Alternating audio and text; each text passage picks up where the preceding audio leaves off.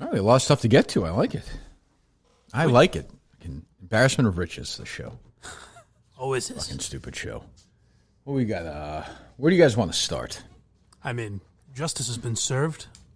What do you mean? Oh, from Matt Lauer? He's finally Why are you standing wearing up, a jacket standing right up now? for himself. Aren't you hot?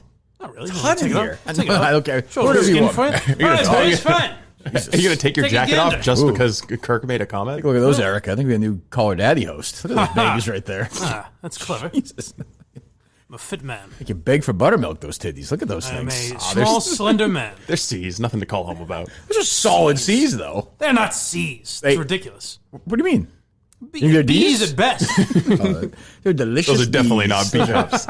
You should be proud of those things. Outrageous. Jesus. They're no things. I'm sorry. And now you're wondering why I keep my jacket on. I don't mean to sexualize. So I'm not fucking... Eyes up here, gentlemen. You signed away your rights to avoid sexual harassment, pal. That's true.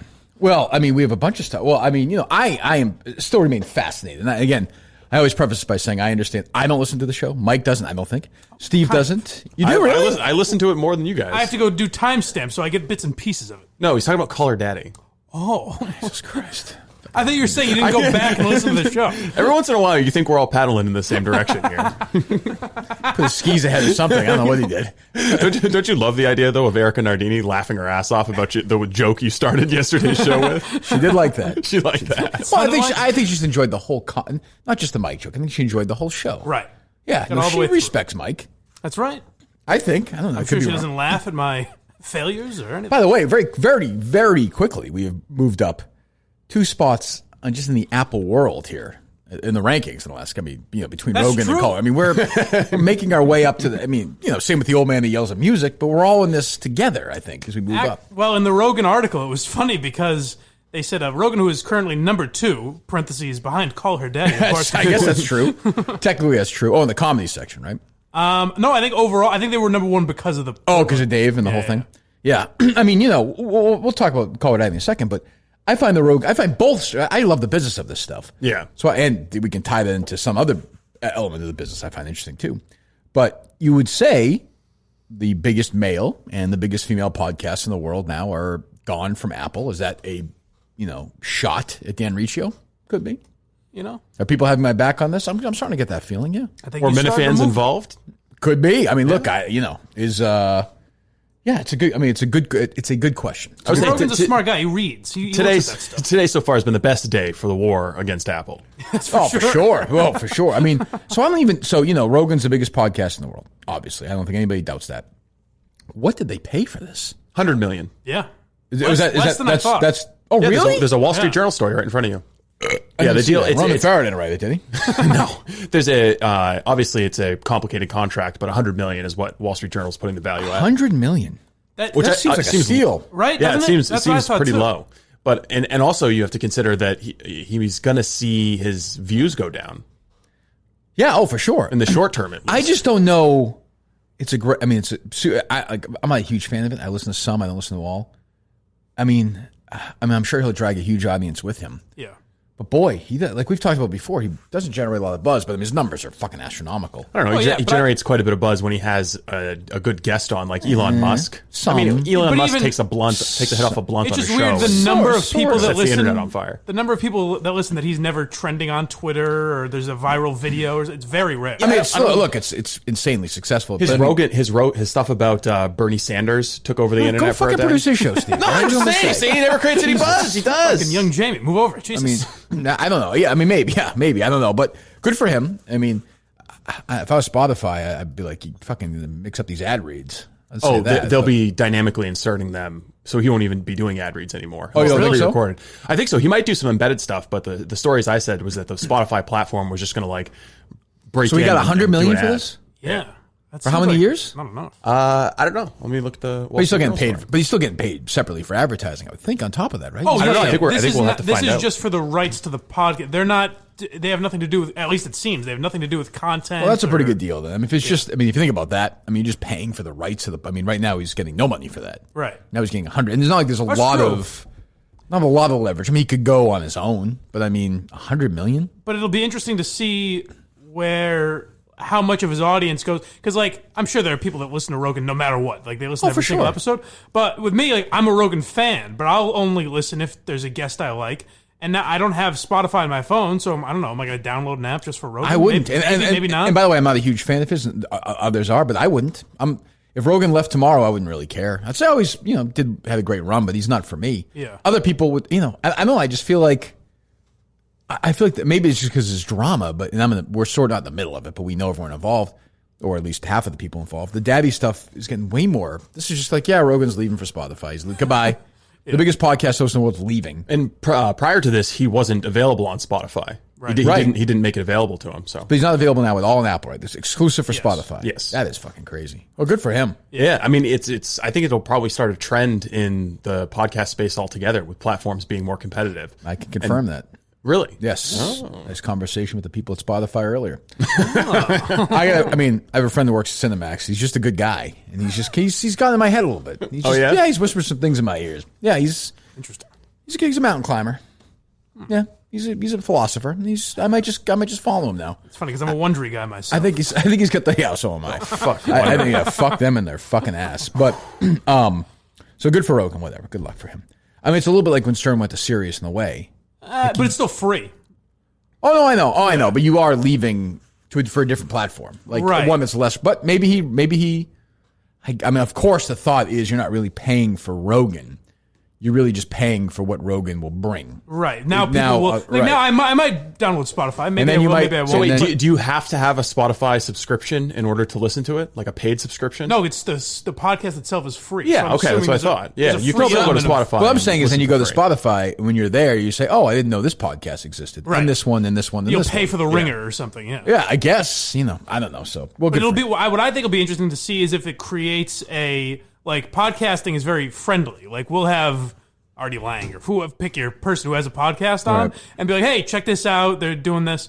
And that's always how it's been. Now it might create like competition the way networks were. So you're saying like Rogan's not going to go on Drop the Mic because it's a YouTube show? It's possible. He's a loyal. He will do that. That means too much. That's too much. Like for him, if Rogan's going to Spotify, and I know he's successful, but it's much smaller, he needs to Drop the Mic bounce. He's got to make a few appearances. He has to. I've been saying that. He hasn't responded to my emails, but... I'm just saying he doesn't want the gearheads on his back. Fuck no. He certainly does not. You get Rogan, Ted, and Mike in a room together? Yes. Things happen. We're an organized, active bunch. I think so. Yes. But so all right. So well, good for him. Congratulations. It's good for us too. I mean, if that kind of money is being spent in the podcasting space, then things are only going to get bigger. I hope so. 200 million. What I don't like is that they're talking about they're going to add video to the podcast. It's going to be a vodcast, which has existed. Come on, the entire existence of Rogan's podcast. It's just a YouTube show. Yeah. Do you lose? But I mean, is Rogan now removing that YouTube element to him? It won't be on YouTube. Well, that for me sucks because that's actually where I consume him the most in those 15-minute little spots. Oh, the clips. Yeah, I like those. I think that's a separate. Clips might be. I don't know if that's him doing that. No. The one where he's I would imagine it has to be him at the beginning because he's like, whatever freak bitches, and it's him. Yeah, but it's the account is JRE Clips, right? I don't. They may run that. I thought it was verified. It could be. You might be right. It could be them, but they might keep that just to keep advertising. The same way they'll keep a Twitter account. Yeah, I wonder what the deal is with that. Yeah, I don't know. So anyway, good for him. But I mean, the daddy stuff gets even fucking crazier day two. I mean, it's just fucking insane. I don't even understand what Sophia was trying to say. We'll get there. In that video. It's. Well, a lot of things are true and a lot aren't. I will say this: I don't know her. I wish her nothing but the best. I don't have an issue with her. But she doesn't know who I am. She's got no fucking chance on her own. None. Zero. Well, no. Zilch. Zero. None. She's going to not exist. She'll have a lot of followers and all that stuff, and she'll be an whatever. But this, and I sense a little bit of like fear in her eyes. Like she knows she fucked up. She may be coming back to, and I mean, for Dave, what a fucking power move that would be if she comes back to him. And Alex, I mean, Jesus. I mean, and you know that you mean because of the situation. I didn't know if you meant because of that, like after that video. No, I think she's been made the bad guy. Now. Yeah, I think she also was like, I have no. Dave basically said, look, we'll give this other one the show. We don't really care. We're going to pay her the $500,000. She has nothing. She has no leverage whatsoever. Right. You have this deal that become the villain of the internet. I mean, I know Dave's offers were embarrassing for him to do that, to make those offers. Sure. But I have to think even him, as embarrassing as he is, that offer has to be off the table. Well, she is a woman. That's true. But when you walk out that door, the deal has to be gone. For him, I would say, you can come back. The original deal, and that's it. And if you perform well, we'll renegotiate. I guess what I wonder is potentially or no. Well, she has a deal right now. But I would say, but you could also say, Mike, you could say, yep. Obviously, you're going to have to be working for free here for the next month and a half because we paid you for the last month and a half to do shows. Right. Yeah, the power move would be like, you're still under contract. We're just going to honor your existing contract. Of course. You don't get an extra deal. Right. Meanwhile, your partner gets the deal she accepted. Yeah, but not that she's been acting in great faith either. But, I am obsessed. I get obsessed with things like I got obsessed. Every few months I get obsessed with different stories. I am so obsessed by Peter Nelson right now. This guy is I love him. I love him. I love that he exists on Earth. I love everything about him. I actually kind of like him too. You would be friends with him. I would. The thing about the Iliad is. Yes, I'm obsessed with him. I sent Steve this. Just play this fucking cut today. Just listen to this guy.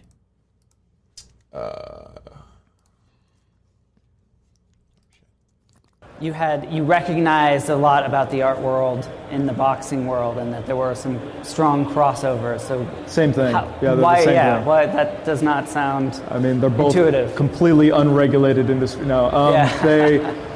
They are very akin in that a dynamic between a boxing promoter and a stable of fighters is almost tantamount between the relationship between an art gallerist and a stable of artists. These people are.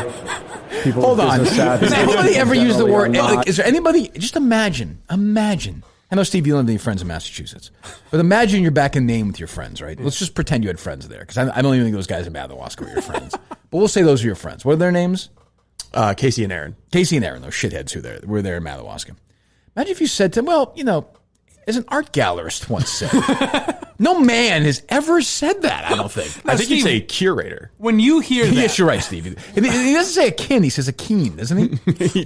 He does have an odd affect. So when you're on the other side of that, do you now hear why we laugh at you when you say things like tantamount? He's using tantamount correctly. Steve very privately has no issue with this guy. He's probably reached out to him, and he's like, look, I am not part of this. Like, I didn't like his meddling, but I think it's kind of cool to study ancient Greek at Harvard. Yeah, he seems like a cool guy. I like to look up that magna cum laude that he had as well, too, by the way. A guy, has anybody dug into this guy yet? This phony? No, I haven't been able to find his Harvard Lampoon writing. Supposedly he worked as a journalist for a few years before he got it to HBO. He was a freelance journalist. Yeah. Freelance journalist. That's like me saying I was a freelance screenwriter in Los Angeles. That means you were not doing anything. Did you get to the part where they were like, so how did you get your job? And he was like, well, the executive here at HBO, he just saw talent in me. Yeah, he spotted so I didn't have any experience, but he just kind of elevated me because he saw Listen how talented to this fucking guy's voice. These people all think that they're the best in the world at what they do, if not the greatest of all time, and that they're not being paid enough attention to or being paid enough money. And these people have the experience previously of these people eventually having someone come along and say, well, how much are you getting paid? Well, you're worth $5 more than that. Yeah. And I've yet to meet the person who thinks they're overpaid. I've yet to meet that person. So eventually... He uses that joke pretty frequently. He's right about that. I know somebody in his home he's living with right now feels she's underpaid. Well, so I was saying this to Steve before the show, is that the weird thing, but I guess it's the difference between a show like this and their show, but the whole time I'm watching Sophia's video, I'm like, okay, when's she going to get to Peter Nelson? Never. It doesn't. We'll get that's there. The biggest part of course, the whole last thing. 3 days. But she doesn't. We'll get to it. It was edited like 50 times. Fucking Aleister Black was embarrassed by the number of fucking cuts. It's unbelievable. But this guy, he's got a couple of places. He's got a place in the Hamptons. He's got a place on the coast. Oh, well, sure. Does his skiing. And then he's just got a place to flop, Wait, vegan? Yeah, probably. But once in a while, has a hunger for it. Oh, really? Yeah, well, he's got to. No, he's himself once. No, in a I'm while. a vegan, not a vegetarian. Yeah, that's true. But a couple times a year, he can't help it. He's with the guys. He'll have a burger. And then in those instances, he'll tell you where really that's what man is. Right. If we're at our core, that's what we are. He does a little mountain climbing by himself, solo, but it's fine. He's fine. He was friends with a Sherpa who died, but he helps out climbing. He helps out their family. You are this guy, Steve. You're a less successful Peter Nelson. That's gotta hurt. It stings a little bit, but there's an element of truth. I like you a lot more than him, but this guy, and guys like this who look like that get hired by guys who used to look like him who are now in their 50s. Right. And then he'll turn 60 and he'll find some young asshole-looking smug fuck like that guy. He'll hire him, and on it goes. He does look like the bad guy in a ski movie or a. He does look in the 80s, like Revenge of the Nerds or something. But he's There's going to be a little bit Tanner. of Right. Harvard hiring Harvard here. Oh, totally. And he was an art curator. He's a freelance journalist. Like, this guy's 37. Very impressive. It's like Steve, you're like 40 under 40. Like, how did you? What were you doing? Where's my 40 under 40 profile? Do a Google search on him for his freelance journalism. He's a young guy. Everything he did should have been online, correct? Yeah. 37. I mean, how great would it be if in the background of one of these videos, Tom Hartman and Steve were playing? Sure. What's the difference? I mean, we do have an update on Tom, by the way. Oh, we do. Yes, he continues to cowardly shy away from debating S.E. Robinson. Who can blame him? I want to step into the Thunderdome. I'm looking at pictures of this fucking guy all day, Nelson. I'm just. I know. I scrolled through Getty Images and found all the pictures of him. It just makes me laugh. I found one of him with Dave Chappelle, actually. Really? Steve said that to me. I think he was just trying to convince. He's like, see, he's a pretty cool guy, right? He's one of these guys who, signs these people to way too much money for HBO deals so he can take pictures with them. They're all the fucking same. Right. Oh, it's unbelievable. What are you looking for? I mean, it looks like he wrote for the Minnesota Post. You sure it's him? No, I'm not. That's kind of a common name. That's the thing. Yeah. What year? No, this is definitely not him. This is 1974. It's like 2012. I bet you there's nothing he's ever written online. Nothing. You don't think? Nope. That'd be great. Nothing. Total fun. Freelance journalist is just one of those catch-all titles when you're between jobs. Right? I'm sure you said that, right? Yes, I have been a freelance journalist before. You will be again. But I mean, it's like, I don't know. It's crazy. And this guy is responsible for the. I almost feel bad for this girl, woman, whatever, lady, whatever she wants to be called. Like, he's ruined this. Oh yeah, he's ruined it. She has literally said goodbye to hundreds of millions of dollars. Oh, if she had taken that deal Dave offered her that included her intellectual property and a shortened deal, she finishes that out, goes off on her own, and she's making like Joe Rogan. Hundreds of millions, a lot. But I mean, why couldn't she get a deal like Joe Rogan got? Because I think Rogan is a little more accessible. He plays everywhere, and he's done it a lot longer than those. Yeah, I mean, they're really successful. It's a certain niche over the next 10 years. It's a niche market, though. It's women. I don't know. It's a pretty big niche. I agree. I think she's. But there's certain people who just say we don't want that content. If she gets, if she gets the intellectual property and they can turn it into hundreds of millions, though? They can turn it into TV deals. She's got just the social media influencer stuff. If it's sold right, either way, it's by a whatever. Douchebag like this or Peter Nelson. Yeah, you get Peter Nelson's hand on this project. It doesn't even matter. Let's say it's 50 million. Who cares? I mean, she's said goodbye to a 3 years from now. She's maybe I'm wrong. Maybe she'll come back and she'll get her senses. But I mean, 3 years from now, she's going to be going to art museums with her bow. That's true. Well, they fucked this up in a way that even if it comes back with just Alex or both of them or whatever, and it's good, man. This is forever now. Oh, it's common. It's like I don't really have a good read on the Call Her Daddy audience, but you have to think that there's some violated. Well, the money here. thing between the money thing and having a boyfriend and like the guy, this, yeah. Well, she's talked about Peter Nelson before. Do we have that, Steve? We do. Talking about Nelly. I'm just gonna say this: Suitman and I's relationship Suitman is is in a Peter very Nelson, different by the way, place than it was. This is on April 1st. I would love to give you guys the full story and all of the details, but I can't. This has been an issue that we have been dealing with a lot of things, actually, and I know that sounds really fucking confusing, but Daddy Gang, there is a lot going on behind the scenes that we have not been able to talk about. Why? Because we are not allowed. Why? Because they were being sneaky. Because we're demanding more money and we're deciding not to tell They're them. being sneaky and trying to violate their contract. So you're certainly welcome to talk about it. You just don't want to. Yes. Right. But it's interesting that they go from Suitman, things are changing with regard to him, to right into things are changing where they're hinting at the podcast moving to a different spot. Right. Like, that just gives away the game right there. Hey, that's why if I was Dave, again, I know it's a lot of money, I would tell both of them, get the fuck out of here. Fuck you. Fuck stupid Peter Nelson. Go away. Good luck. We'll find other people. We've created stars before you were nobodies. We'll find nobodies and make them successful. No, I went to the Art Institute of Chicago. Oh my Guys, God. the culture that he is infusing you with, because dear God. Okay. We're looking at paintings. They got some big names in there. Ooh. I'm not even going to lie. Okay. Picasso's, Monet. Don't get it twisted. Flex on those hosts. Dude, Jason Hockney. I don't even think that's his first name. Anyways, I'm in the museum. I'm looking around. Neither do I. But I acknowledge that I don't. It's not for me. Okay. But our guy Nelly took her to the art museum, right? Yes. There you go. Well, she was trying to give a little culture. And is my timeline off, or would Peter Nelson have had a hand in that horrible Bill Simmons deal? With HBO? Yeah. Oh, for sure. Yeah. Deke Zucker's or Deke's List? Yeah, Oh, they're that's right, yeah. they're good buddies. Yeah. Oh, they're pals. Oh, for sure. Yes. Are you kidding me? Those two douchebags? No question. Of course. Jesus. Because that was just an atrocity of a deal. Like, Bill Simmons didn't do anything for them. It was Again, like a couple documentaries. That show was awful. These people should just hire me. I'll work as a consultant. Pay me whatever. $200,000 a year, part time, and just give me a call every few months and say, "Hey, we're about to sign Bill Simmons to a big TV deal." No. And I'll say, "Nope, that makes no sense. You're going to lose a lot of money, and you're paying me $200,000. You just saved yourself fucking $8 million right there." Right. All right, call again later. And then if you want. ask for a raise. Yeah. There's one of these common sense ones, it's just plain common sense. We're going to have Bill Simmons host a television show. Well, let me think. It hasn't worked here, and here. It's not going to work again now. Moving on. Like, it's not that complicated.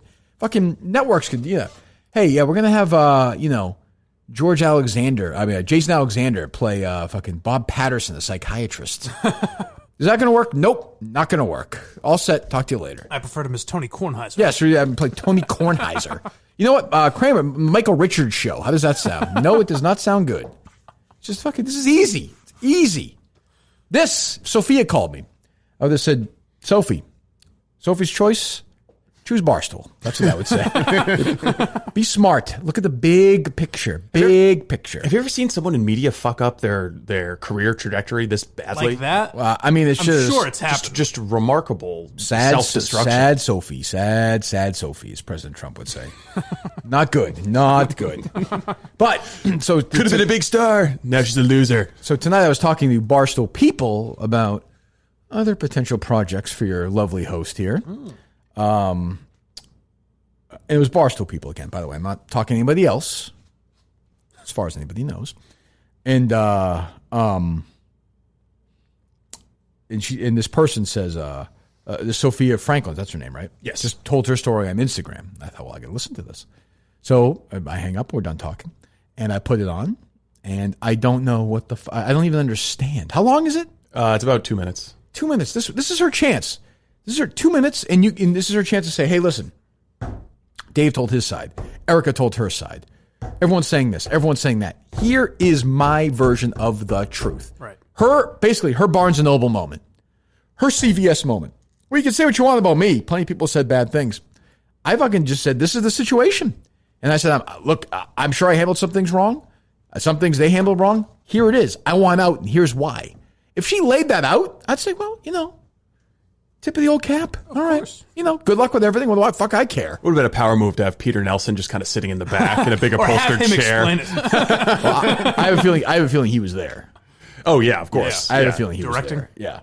And you can't use the Instagram video as an excuse, because you could have done Instagram Live or a longer form. Like, you can't say I only had 2 minutes. She could have done whatever she wanted. She had a month to get her side of the story. That out. too, yeah. I almost wonder if Dave would let her do a show where she just told her side of the story. Probably would.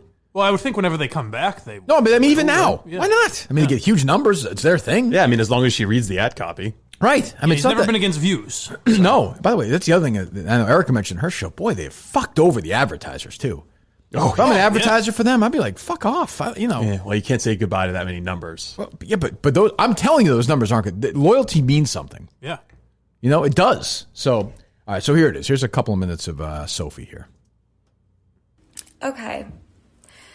There's been a lot of crazy shit being thrown around, and some of it is true. So it's already the some voice of it is scratchy. false. I'm going to be 100% open and honest with you guys. Okay. All right. Alex and I created Call Her Daddy together.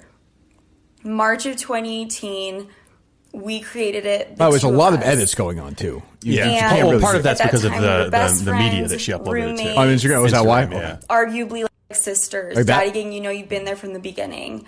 Then Why did we she took do it the like show this? to Barstool I have no Sports. idea. Did Barstool Sports help Probably because she has, like, blow up hold on. Call Her Daddy? 100%. That sucks. I was hoping she was going to say no right there. That would have been great. But Like, I'm with her. Decided we wanted to consider some other options. Hold for on. multiple Time out. reasons. So what she's leaving out is she's in the middle of a contract. Right. She's a year and a half to go on a 3-year deal.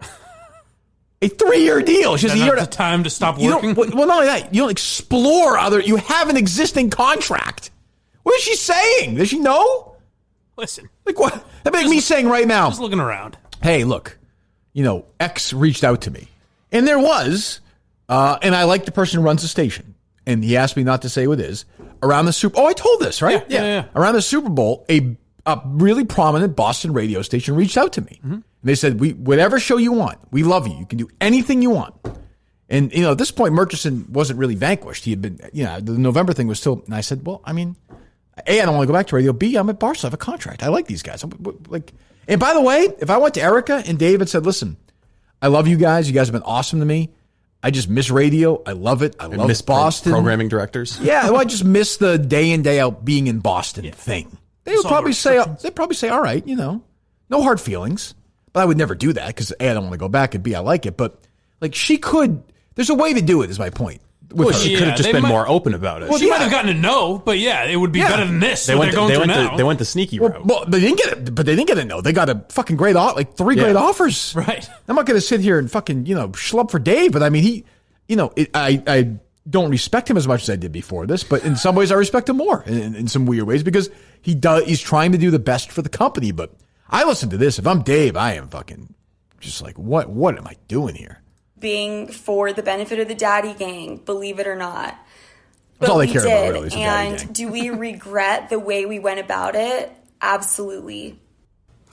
We could have That's handled when you're in it trouble, when you're differently. asking yourself questions But and answering them. we still wanted to work something out with Barstool. So I guess my question, hold on. So if we had Alex on, or Sophia on, I would say, Sophia, I'll just give you a little bit of advice, okay? Dime's worth of free advice this time. Ooh. I would say, when you say, do we regret the way we handled it? Absolutely. Then I would give some examples of how you handled it poorly in the process. She gives none. No. I mean, I don't want to sound like the great, journalistic writers of all time, the Lowers and such. But this is kind of you have to provide an example or two. Yeah. She really doesn't seem to be repenting here. No, and as I'm listening to this and how poorly it's done and everything, you said Dave might even let her do it on there. No, he's probably annoyed that they aren't doing it. Well, but maybe they said fuck off too. That's possible. I don't know. They might not even have access to their feed now. And I'd also say if you're her and Dave does that on your feed, you're probably thinking, well, we're done. I mean, yeah, he doesn't want me around. I wouldn't. Yeah, but That's you're right. true, But maybe they. I don't know. I don't know. I don't know the way Dave ended something it. They might want that. The way Dave ended his podcast, the way Erica ended his, was still, we want Call Her Daddy back on the air. So, yeah, I guess in some form or fashion. I don't know. Maybe not after this. Yeah, who knows? Go ahead. The meeting with Dave. And after the meeting with Dave, that's when negotiations started with both Alex and I to get a deal done. This is where the story gets extremely fucked up. Not really. I found out that Alex had gone behind my back and done something. And I found out it wasn't the first time. And that's why we're here. Okay, so time out again. Time out. So if you're part of the gang, yeah. So I don't think they're as open about stuff as we are, even on the show. Clearly, nobody is as open as we are. But I mean, there's no expectation to. I don't even think the listeners believe that. Right. So you listen to that show every week. It's once a week, right? Mm-hmm. What is going on between you two?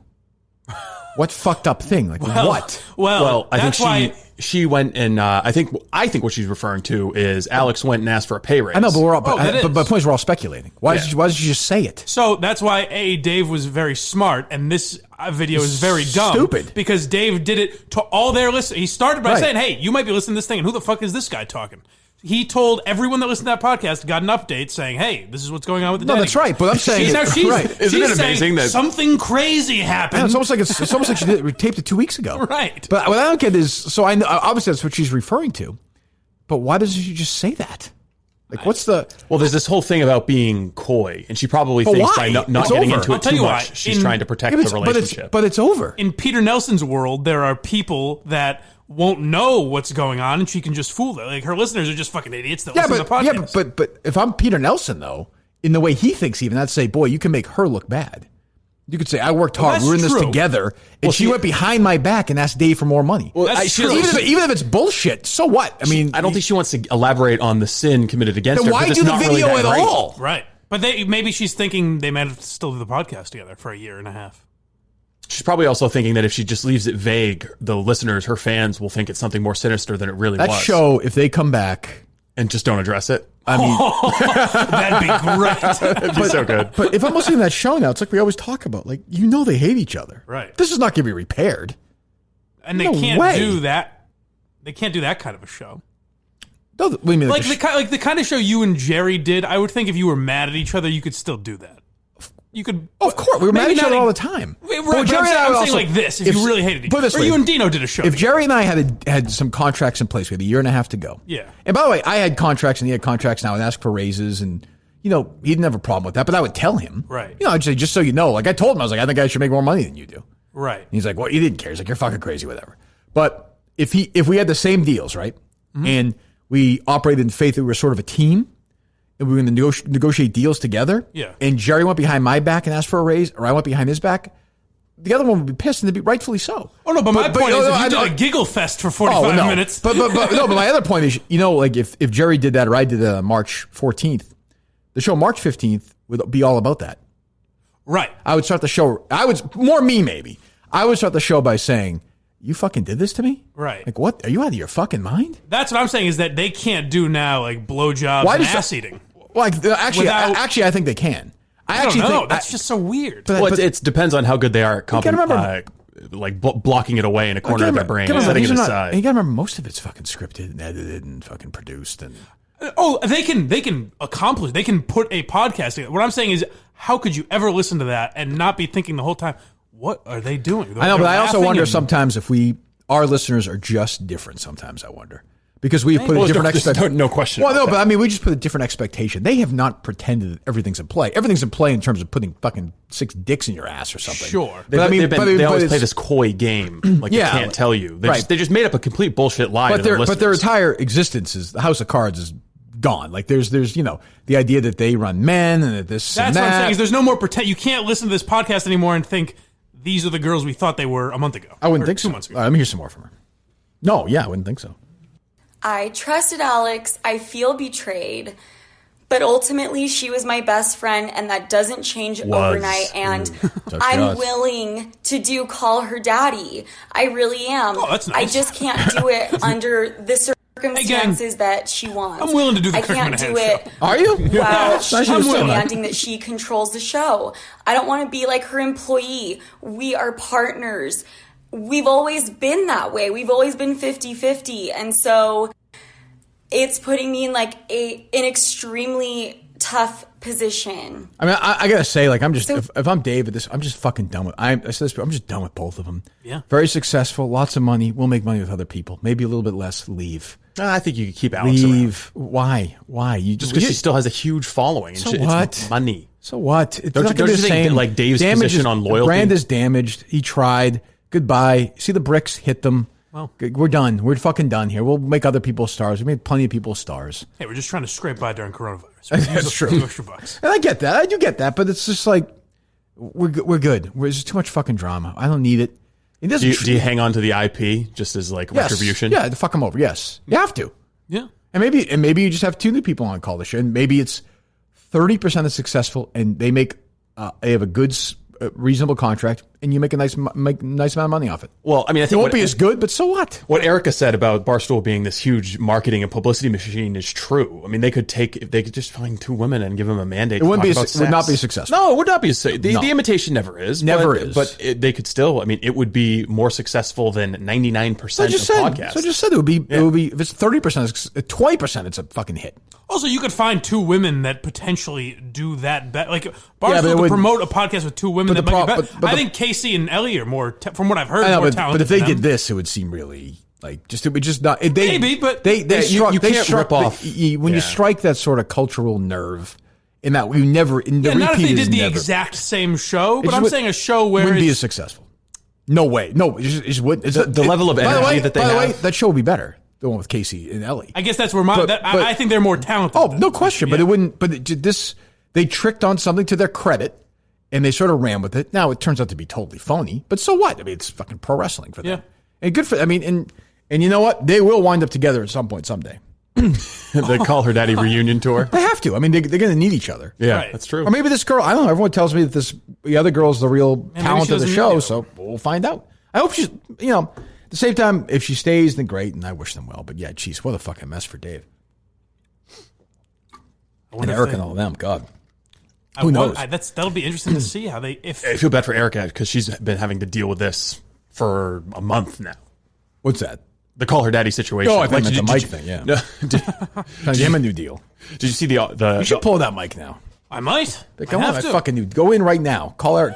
Text Eric. You have her number. Call her right now. Yes. Say, Eric, I think it's time for a new deal. I've seen what's been going on here. Yeah, I quite vote for frankly. It's a little bit of money left. I think what now. you guys offer those girls is ridiculous when you compare it to what I'm being should- compensated. you Well, there's a ask little for bit of the same gender. deal. There's a little bit of gender discrimination. There. I'll bring that- oh, my people will bring that up. There's Don't a lot. worry. And blind, Yep. Oh yeah. A lot of and the weight thing, and the diabetes. Sure. Yes. There's a lot of I issues. don't have You diabetes. could just say Could just be that your blindness could just be from diabetes. that's true. Yeah, I'm sure. You could just Were you a promise. fat, were you a It's not fat- true. Were you a fat baby? I was not. You could We don't think promise. you're fat now, though. So who knows? Right. You could promise never to sue for the sexual discrimination you've faced here. I don't want any, in I don't exchange want, for a raise. I don't want any tweet sent to me with a picture of Mike as a fat baby. I'm not interested in that. It's not funny. It's a cheap shot. You're saying it would be my face as an adult on a baby's body, or That's a good idea. Yeah. Okay. Thank you. All right. Yes. I got We don't Thanks want for all any more fat Mike pictures. No, none of those those. are. It's just. I they're mean, very offensive. It's immature. you think it's funny for the guy at night to think about stuff like that? No. The idea that Tim and Ken would suggest that I'm starting a race somewhere because there's a hot dog place nearby, I find that wildly offensive. Doesn't make any sense. No, It's not the kind of thing Peter Nelson would laugh The place is closed, and I've looked into it. Now, Peter Nelson likes good, what's his kind of humor, Steve? at. Abraham Lincoln, baby. Yeah, He's could right there be. with me. Could be, but he What likes. would he actually watch? Like, what does he watch or listen to? I bet he thinks he's huge into Game of Thrones. No, he thinks like Trevor Noah is funny. Yeah. Like he watches. God. He'll have his wine. He has his slippers If on. that's true, I'm starting not to like him. He's got his wine. He's got his male UGG slippers on at Yes. night. He's got his, he's got his work shirt with his sweats on. He's finally relaxing. He's got the Times in front of him. Actually, he doesn't drink. Well, okay, but again, a couple times a year, he'll imbibe. Of a cognac. Oh, Trevor Noah had a devastating takedown of the Trump administration last night. Simply devastating. But that's what he says. He doesn't laugh at it. He says, No. "Now that is Well very done. funny." And he'll pick up his phone to his assistant and be like, how many years does Trevor Noah have left? let's bring him in. He loves Trevor No, Noah. he doesn't call his own assistant. He calls another TV True. network and says, "Hey, I'm shopping around Trevor Noah's show." You know who he loves too is Sam. His friend Sam B. Yeah. Oh, she is the best. forgot about her. He didn't. She's the best. So funny. He thinks it's the greatest time ever right now in political comedy and late night television because these people are so funny. Do you think he He's friends DVRs with all of Kimmel? them. He DVRs Kimmel to Well, he's watch friends later. with Jimmy, so it's complicated. He and Jimmy and Bill, they went. They went to Jackson Hole for a couple of weeks. Just ski. It was good for them because you know what they did? They unplugged. It's just good sometimes just to fucking get away from it. Just to get away from the fucking. Just the hustle and bustle of life. Although publicly he does say he'd like a little more diversity in late night. Well, of programs. course. But you kind of have to. But at night they're outside, and they're just sitting there. And he's like, "You guys hear that? You hear that?" And they say, "What is that?" He says, "Nothing. Just nothing." Wow. Yeah. Now that's deep. That's the kind of guy that Nelly is. All right, I like him again. And I don't care what you fuckers. You can fucking tweet me all you want, but you better fucking get better ready for a Nelly episode because if you don't think I'm working on that, you are out of your fucking mind. Although, sadly, you're not the star in this one. There's a different man playing Nelly, I think. Who would play him? Oh, that's almost too close to casting. That's almost too creepy. Right. Ooh, that's true. What is his though? But what is his? You belong to the city, and Bad Company. What is his music? It's a lot of classical. I was going to say it's have a to lot imagine. of a lot of dark, thundering piano. He likes Adagio for strings by Samuel Barber. That's what he likes. he's just sitting there. Play that for me, Steve, would you? What the fuck did you just say? Adagio for strings by Samuel Barber. You guys will know this. It's the platoon theme. I think when he's getting a little crazy, he goes with ska. Well, yeah, those are. That's when he lets his hair down. Oh, were you a sweet mate in college? Busted. There's some rare, unheard of Norwegian singer. Underground band. Yeah, I saw them in '97. Yeah, right before they broke out. Yeah, I offered him a contract, but then I was like, you know what? Fly away. Come back to me. Oh, I know. He's big into yodeling. Yes. Yeah, this is him. Like he's just kind of at home at night. So he uses this for pleasure. On low. At the end of a war movie. No, on low, and he's just kind of thinking, what's next for me? Who can I poach next? What great talent out there? We've heard this great talent for the last 2 minutes. This guy's quite a nose. Bill Simmons and her. Who's next? Yeah, I like that guy is whoever. I'm trying to think of some horrendous talent. Soledad O'Brien. Probably gonna reach out for Mike, Steve. We gotta be careful. Imagine that. He just calls me. I don't think I'm in his wheelhouse. I like what you're doing. Would you just quit right then if you said that? Pete, I think you're a guy who will finally respect me. It'd be incredible if Mike aligned with them together.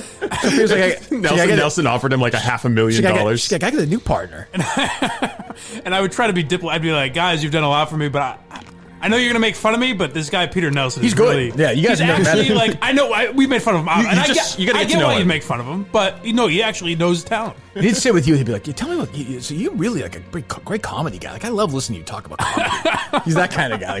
And you would get so fucking I'd be swept off my feet. Bamboozled. Like, my goodness, Peter. Like you wouldn't believe. When Erica was doing her podcast, she was explaining like, it's electric. They were talking about sex. It's electric when anybody talks about sex. For some reason, I immediately imagined Mike trying to do Call Her Daddy. Well, let me tell you this. Are you sure about that, Erica? Is it electric when anyone talks about sex? Well, Steve, I'm sorry to overall the electric sex talker that you are. Oh, I am. Mike and Steve doing a Call Her Daddy episode might be pretty good. All right. That's what Barstool should do. A bunch of people fill in, just random people. I think for the feeds one. Tommy said that he's doing another episode of Call Me Mommy. Oh, really? Yeah. Another great wit. We do have one second. It's a funny idea, though. Speaking of Dave, that is the Dave Porter Memorial 5K. Are we ready for fucking Saturday? I am ready. I will be in Chelmsford, Massachusetts at the Bruce J. Freeman Rail Trail at mile 3.4. You guys, you'll see the parts of Bertucci's there, a huge parking lot in the front and the back. Let's load it up with people. That's you have a mask? You don't have a mask or a bandana or something? No, I'm not going to run with that. No. Everyone will say 6 feet away. You're outdoors. You cannot get it outdoors. That away, boss. 6 feet apart away from, well, that's fine away. I don't even near anybody anyway. And off we go. 1.55 out, 1.55 in, 3.1. We're done. That's your 5K. I cannot wait. I'm actually, I am curious to see if Minifans step up that day. I'm sure they will. They always do. I think they will. If you've bought your ticket, I know many have, you'll need to download the Charge Running app to participate.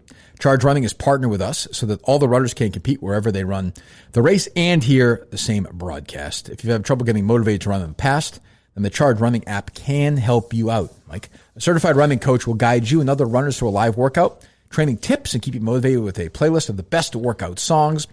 You have to measure the distance to your runs anymore. The app handles all of that. Download the Charge Running app and try it risk-free for 2 weeks. To download, go to chargerunning.com/KIRK. Charge Running is the app partner for the Dave Portnoy Memorial 5K. If you're joining us on May 23rd, Saturday morning, 10 a.m. Eastern Time, go to chargerunning.com/Kirk and download the app on your smartphone today. If you're running a race, you're going to need it. It's chargeapp.com/ I beg your pardon, chargerunning.com. That's where the app is, chargerunning.com. And a few notes from the Charge Running team. You have to make sure that you have your location services enabled on your iPhone or your Android phone if you're running outdoors so that it can track your pace. If you're running on a treadmill, you have to make sure that you have the phone in your hand so that it can use the pedometer to calculate how far you've run. Mm-hmm. And there's a chat in the upper right-hand corner of the screen that you can use to chat with other runners of the race or upload pictures or anything like that. Excellent. Good. And the promo code is RIP Portnoy. RIP, 2 P's, RIP Portnoy. And if you've downloaded the app like a while ago and your free trial, your 2-week free trial expired before Saturday, just use the promo code RIP Portnoy and you'll be able to run the race. There you go. Excellent.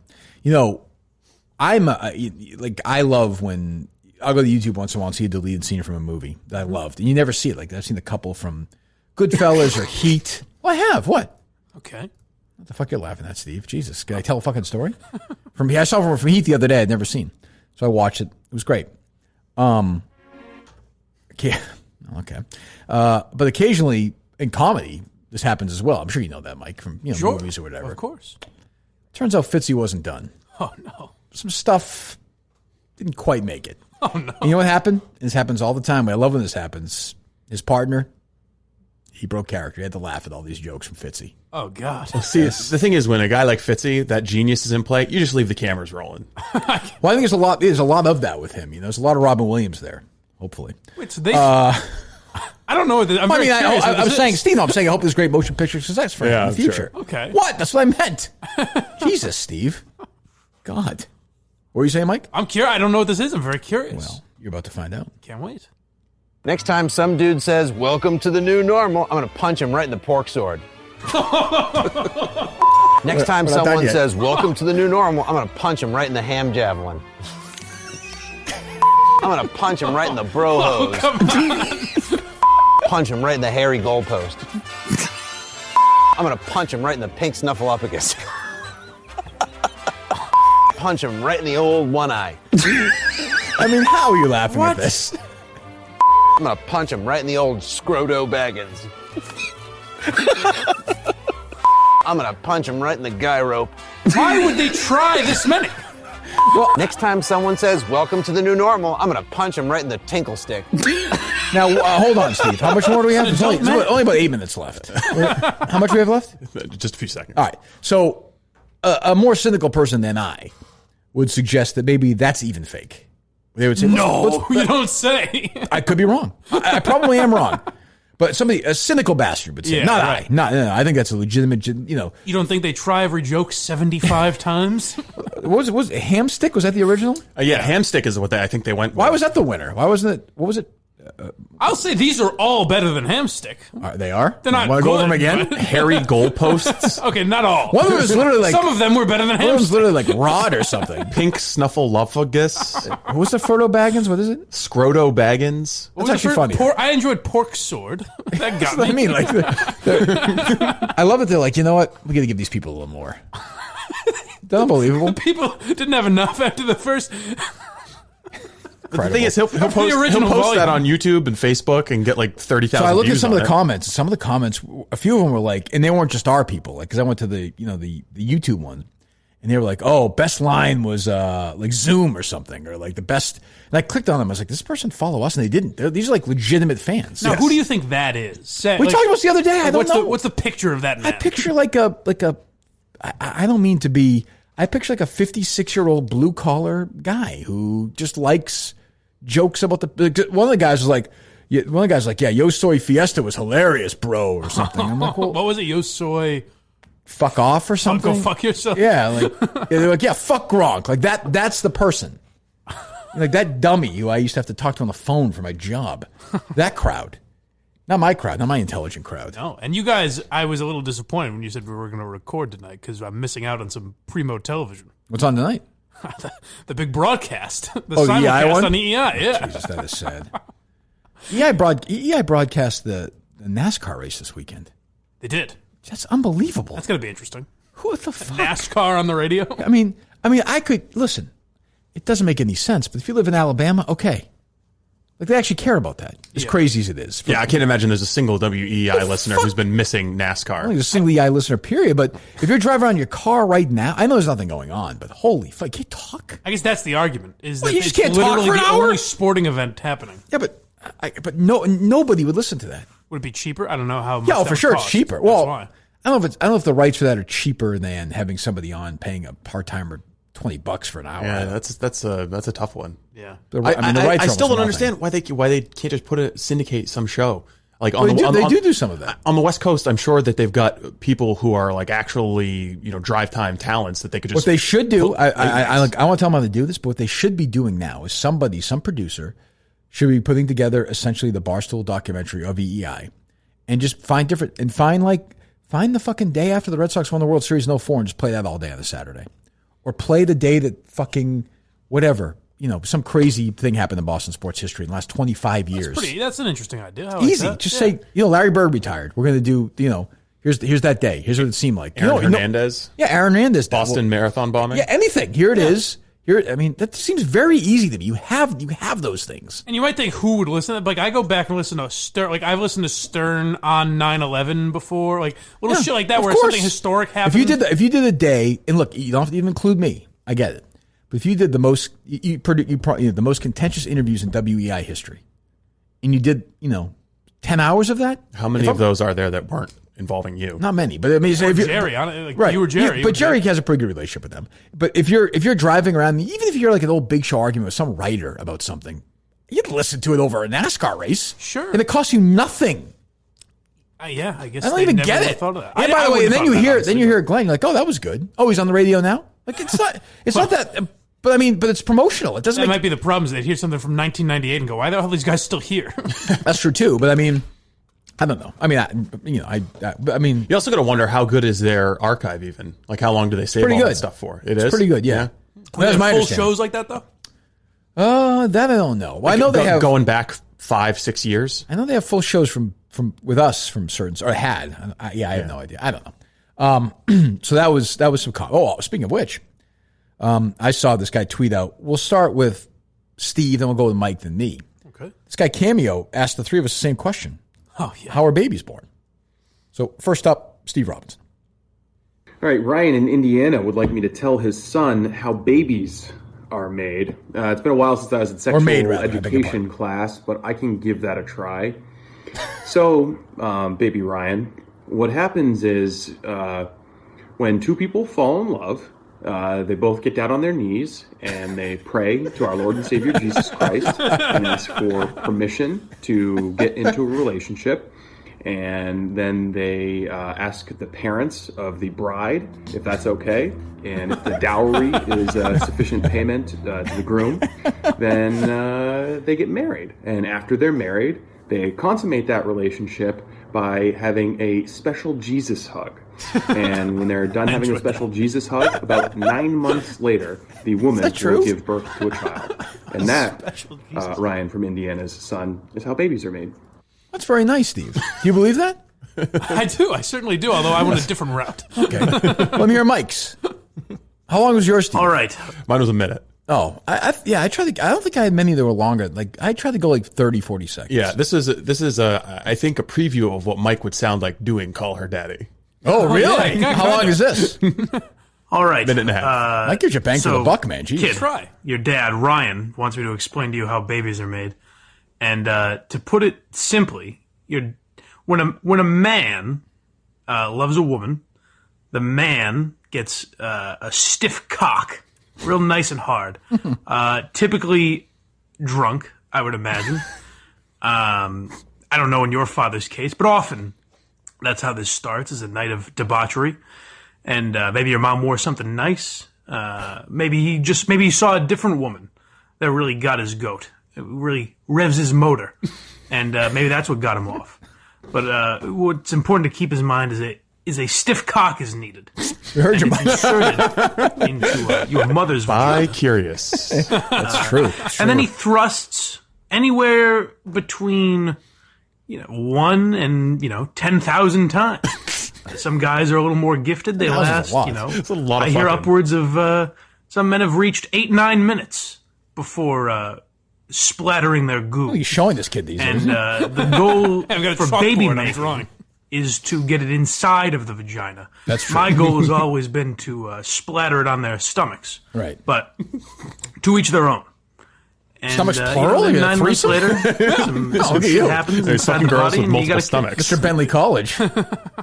There you go. All right. And then I was last, I think. I don't know. So I saw this guy tag me on it. So I don't think mine's that long. No. How long is it? All right. So 38. Ryan from Indiana. Okay.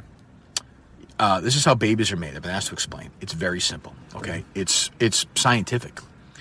First, a woman gets on her knees and gives a blowjob and licks the guy's balls and works the shaft. Right. Then the man start on your knees. Maybe kisses her area where she goes pee-pee and has babies. And then he turns her over, and you know where she goes poopy? He puts his wee-wee in there, and he goes boom, boom, boom, puts it in there, boom, boom, boom, and then he puts his little white stuff comes out, all in her butt, and then it goes in her butt and through all the way into her stomach, and then she has a baby right out of her belly button, and that is how babies are born. Yeah, there you go. I think I was the closest to being medically accurate. I think you were. I think Kirk and I were both misleading. Yeah, I mean, that's my understanding. That's what I was told as a kid. So I told Ryan. Fuck, I don't know. Comes out of their belly button. Jeez, who knows? So there you go. Well, I mean, the cameo. I will tell you, the cameo people, man, they wanted a lot of stuff. Oh, yeah. Did a lot of singing, did a lot of dancing. I think I sang for like 50 people. I sang the Canadian national anthem. You did? Yes. And the U.S., right? Or yes.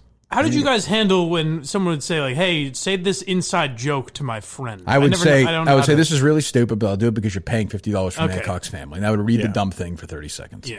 I feel like if you're paying for it, if that's what you want, that's, I mean, somebody wanted me to sing a Jonas Brothers song, I did it. Somebody wanted me to sing fucking Dance Around, I did it. Did you have to look up the lyrics? No, of course not. I'm a huge fan. Oh, okay. I guess some guy said that I gave him a lap dance at Madawaski's and washed his jeans since. He wanted another one, so I gave him one.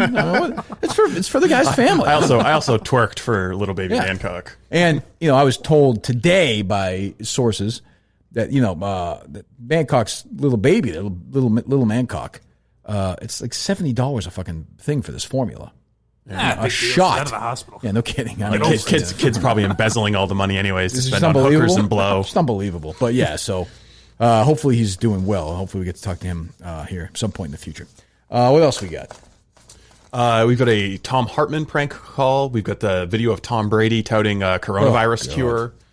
There's some funny Trump cuts, too. I don't know if you were watching last night when he just kind of blurted out that he's been taking hydroxychloroquine. Well, I mean... this is like tactically designed to set the media off on a fucking frenzy. I've been taking it for weeks. I get confused. Did Trump say that Roger Ailes was a great man last night? Yes, he did. As a matter of fact. I mean, is there somebody in the Trump family we could talk to about this, Steve, or no? Yeah, we're going to have Donald Trump Jr. with us Thursday morning. Oh, what a coincidence. Who knew? Okay, Thursday morning, we're going to talk to Donald Trump Jr. Yes. Good. Last time we talked to him, he made news later that day on The View. Yes, he That's did. right. Yes. He's been going hard at Stern, so that'll be good. We'll have the president's son, Donald Trump Jr., on the program Thursday. Yeah, he loves you guys. Yeah, he definitely remembers He me. does? Yeah. That's what he said? Yeah. He loves us? Yeah, the show. I mean, you guys. He loves Mike? That's the one I gearhead. spoke the least. I did not fire one question off in that one. Well, it's good preparation for Thursday. No, Trump Jr., he said he really loves Blind Mike for his political instincts. Trump tonight just tweeted out gearhead, capital letters. The president. and then Mike gets like another 2 followers on Twitter. Mike loses followers. Just a picture of Mike running up the hill with Ted. I get fired. We told you no No political... politics. Dave, you're right. I mean, no government officials. Dave, he was telling them. He was asking them to do it. This will be great. This will be another. We'll see if tough guy K Marco is still interested in publishing our stuff. Please. Oh, right. There's a big chance of that happening. ExpressVPN.com/Minahan, by the way. You get all the privacy you want. Has an IP address that's shared among thousands of users, each ExpressVPN server. Everything you do is completely anonymous, cannot be traced back to you. 100% of your data with best-in-class encryption. Your information is always protected. Much more safe than Mike's version of how, not having a baby. That's true. Not Much safe. safer. Much safer. For all you know, you're just shooting blanks. Oh, I probably am. You don't know. I've hoped I was for a while. I don't want to pass on my horrendous genes. We all hope that, Mike. Yeah. Well, I mean, between the blindness and the diabetes, it's not easy. Again, I don't have diabetes. Okay, sure. Yet. ExpressVPN is the fastest and most trusted VPN on the market, rated #1 by Wired, The Verge, and countless more. ExpressVPN.com/Minahan. You get extra 3 months free on the 1-year package, plus all the TV you want, all the porn you want, everything you want. You go to ExpressVPN.com/Minahan. A 1-year package with 3 months extra free. ExpressVPN.com/Minahan. ExpressVPN.com/Minahan. Well, I mean, we've done this. We've played this before with Brady, but you're selling these bullshit vitamins right now. It does not appear that Florida is falling for this. Well, they're calling his shit out. Well, I will say this is one more story than they wrote in Boston about this. There was a story in the Globe. I'm saying when he was here. Oh, yeah. Yeah, I mean, they say Tom Brady promised a big announcement today. And, it's basically a fancy jar of unproven coronavirus supplements. I feel like this is just beneath him. I know I've said this before, but this just feels beneath him. I will say that there is some evidence that elderberry has antiviral properties for influenza. You think, why don't you just have that then? For $45? Elderberry would be much cheaper. I mean, yes. I don't... Again, look, it's free country, all that. But it just seems like bull. I mean...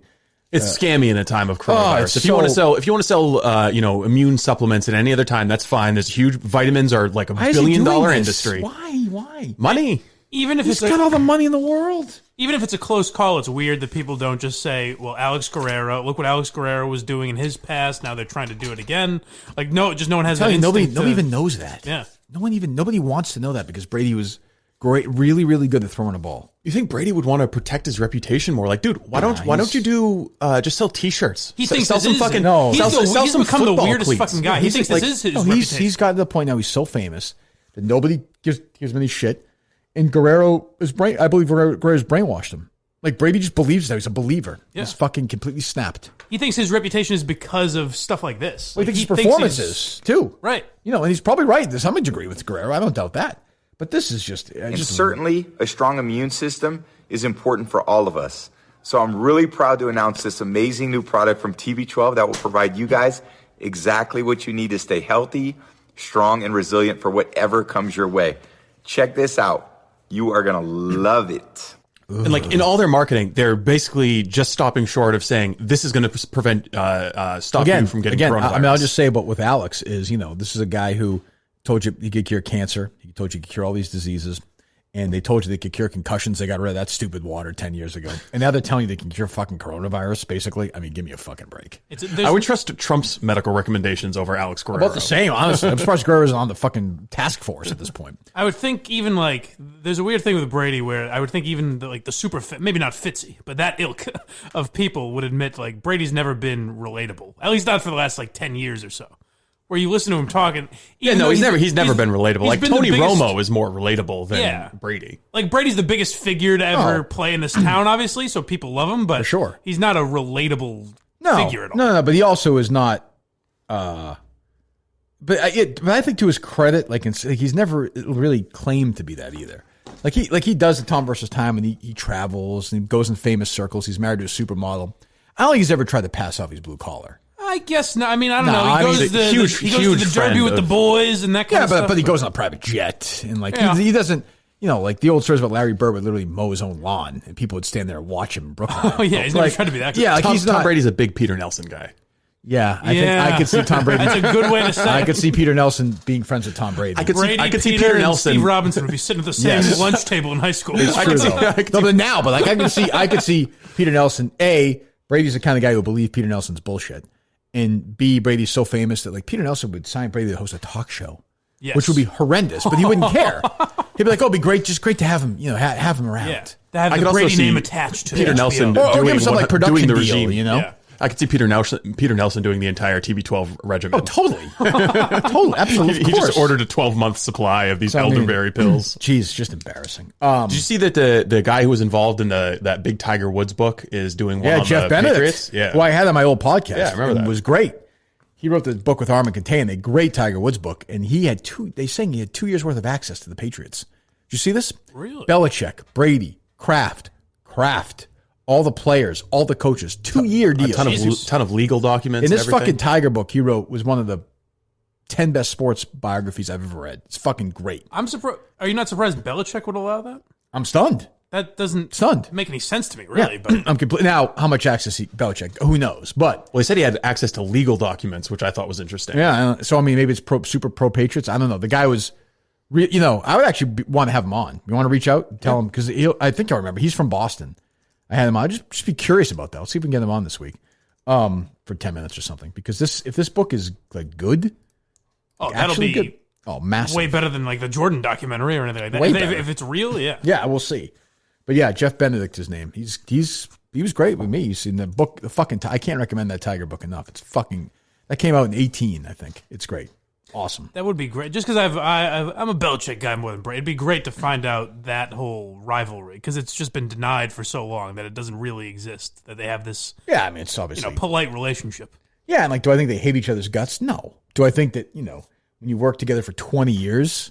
Yeah, there's just natural resentment. Like the Garoppolo stuff alone will be. Of course, that's when it all ended. I would sit there and argue with these people. Like, what the fuck are you talking about? Fucking drafted this guy. He mentioned the guy's age in his contract. He wants us to be over. Right. Oh, we'll take calls on that in a second.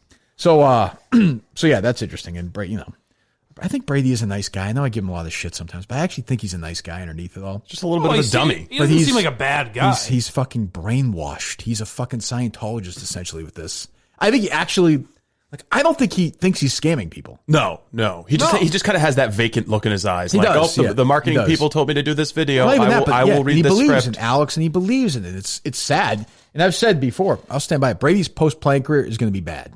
Well, that's what there's going to be scandal. There's going to be not him, but there's going to be people arrested in this world because of Guerrero. There'll be this chain leading the people. I have no doubt Guerrero is running a fucking scam on the side. No doubt. Yeah, but that's when Steve said, "Why doesn't he protect his brand?" He believes that it's all built on Alex Guerrero. Yeah, he really believes that. No, he thinks again, like when you surround yourself with yes men, like you think this is good. Right. Well, on that note, we're starting our own line of Kirk Minahan Show supplements. Oh, those are that will be. Oh, that's a different. Offering. That's a different. Now those are good. As much as we joke around a lot on the show. My here, custom gang, proprietary blend. Good. And we talked to the Barstool people as always. The price is not bad. 6 pills, $340. But cures coronavirus. Doesn't cure coronavirus. Cures everything. Here's what you get. And maybe you're not interested in that. I'll give you a quick pitch right now. Do you want to live forever? Does immortality mean anything to you? You know the fountain of youth? FOY? KIR. K, unfortunately, is 4 letters in my name. That being said, and people always say, oh, I want to live to 400, 500, 600 years old.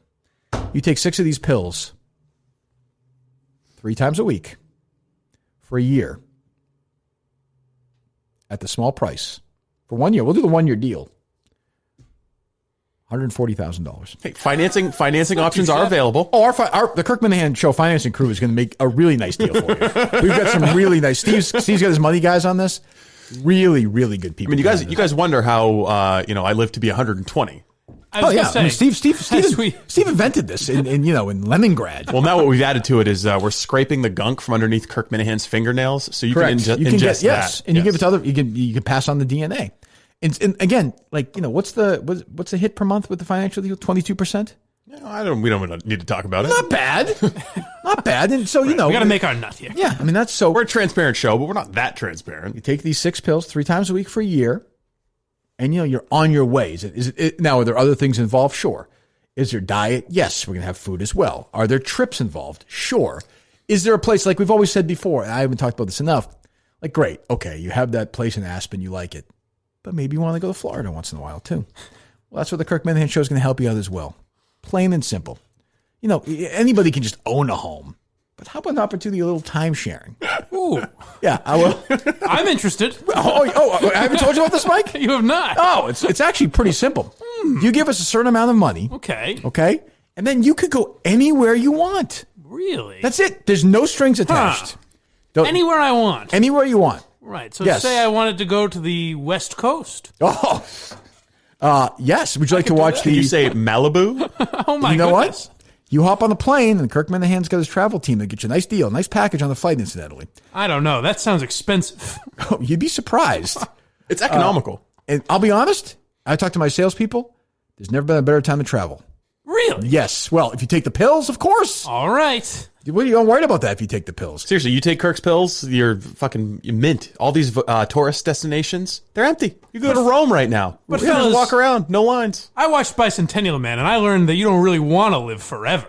Well, I mean, you didn't really watch it then. Well, that's where the Kirk Minahan pills really kick in, because you're always in a good mood.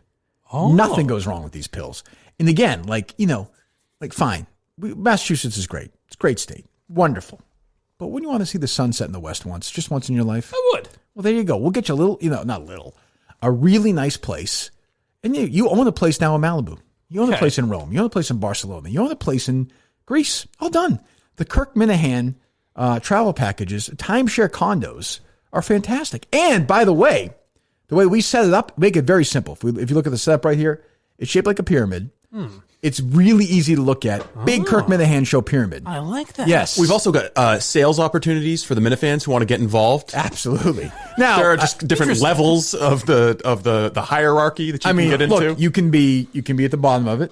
You can be an Adam the Jew. That's the bottom Minifan. Okay. And then you can work all the way up to the Steve from Providence package. That's one of the top packages we have. That sounds impressive. Yeah, the earlier you get in, the more money you're going to make. Yeah. Now, you can invite your friends to come also join in. There's a slight fee you have to throw at us, but that's just to cover our own stuff. Yeah, that's just stuff. Sure, I understand. We're not payment up front. We call pizza money. Like it's a kind of a joke in the office. Oh, that's good. Yeah, it just oh my God, the Kirk Minahan pizza stuff. We've partnered with this place on the South Shore in Massachusetts. I like pizza. Top-notch pizza. Way better than decent. I'm amazed. Really? Great. Yeah, great place. Great place. Sounds delicious. It's really, really good. And by the way, you should let Mike know that if he gets involved with this, he's actually going to be able to see that sunrise. For these pills, of course. That seems too good to be true. Yes. Oh. I think it'll take care of your diabetes, too. You know what we call it in the office? Don't diabetes. I don't have diabetes. Be gone. 2 months in, and you're going to be a svelte Mike, maybe you do, maybe you do, maybe you don't, but we know you don't if you take these pills. Okay, good. Now, I don't want to catch a razzing here, boys, but what does a podcast have to do with timeshares and pills? I don't really understand. Because we're here to help. Oh. Yeah, we're not. It's a horizontal diversification. Yeah. You know? Years ago, we I don't was want all lost. our eggs in one basket. Years ago, I was lost. I was wandering on the train tracks, and the guy came up to me and said, "Look, you could be wandering on the train tracks here, or you could be doing it in New Zealand." Wow. I thought, wow, that's the train tracks. I thought that's really interesting, and I took him up on it. And yeah, there's some really interesting opportunities to share time. How nice is that? Just to share things with people. I like this. Where do I sign, fellas? I mean, there you go. And by the way, if you do that, if you sign right now, Mm-hmm. 2 tickets to any magic show you want. That's what we do for you. Yeah. Ooh. Yes. You name the magician, other than Siegfried and Roy. And if that guy had taken the pills, there wouldn't be an issue right now. I've always been a Penn and Teller guy anyways. We got sucker fans. We should do timeshare opportunities. I was just thinking the Minifans would be so good Steve, at I was multi-level writing down marketing. ideas about this. What would be our... We got Madoff's money guy working with us. Madoff. Madoff, yeah. Madoff with your money. Why'd you call him Madoff, though? I don't know. Mispronounced his name. Yeah, but it's made. Okay. Bernie Madoff? Bernie You Madoff? know it's Madoff. You know it's Madoff. What are you talking about? Him and old Nelly say Madoff. Well, that makes you think of Tom Hartman as his packages for fans. Ooh. Yeah. You want to be a super world leader? Everything you just offered me is more valuable than Basically, just Tom did. Hartman's fucking scheme. What would our top package be? Our top package, just like a Minifan subscription. Like, what would the name? What would the name be? The Kirk Deluxe. It would be the Kirk Minahan. That'd be the top guy. Yeah. All right. Oh, the podcast Jesus. You get the podcast Jesus package. Mm-hmm. What would be the bottom? Me. It would be. Yeah. Be the gearhead. I know where I stand. Well, we would use levels though, because Mike wouldn't be the bottom. We would say so. This is what we would do. I pay you money to listen to the podcast. Bottom would be like this is what we do. the woman who wandered in the studio that day. No, our bottom level, say $5 a month, is going to be the gearhead level, and then just like for $6 a month, you could be a Minifan. You can listen. Steve's so happy with himself. So we're gonna have one person sign up at the gearhead level. Right. I get it, Steve. I get it. It's just mean, Steve. It's just mean. Go ahead. Let me hear this. There's a prank phone call to Tom? Yes. All right, go ahead. Some reporter needs to ask him, do you think bihydrous oxide will help? Mike in Auburn, New York. Hey, Mike, what's up?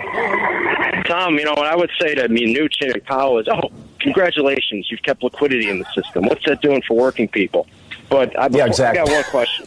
I got one question for you. I speak for a lot of your fans, a lot of the senators. They want to see you bring back your old rival from RT, S.C. Robinson, for an old Yeah, right. Thanks a lot, Mike.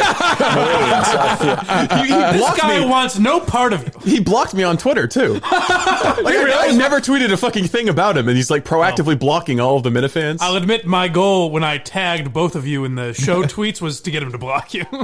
I want a reunion. Or acknowledge you in some way. I want a reunion. I could reach out. I did when I was in D.C. for a holiday Christmas party.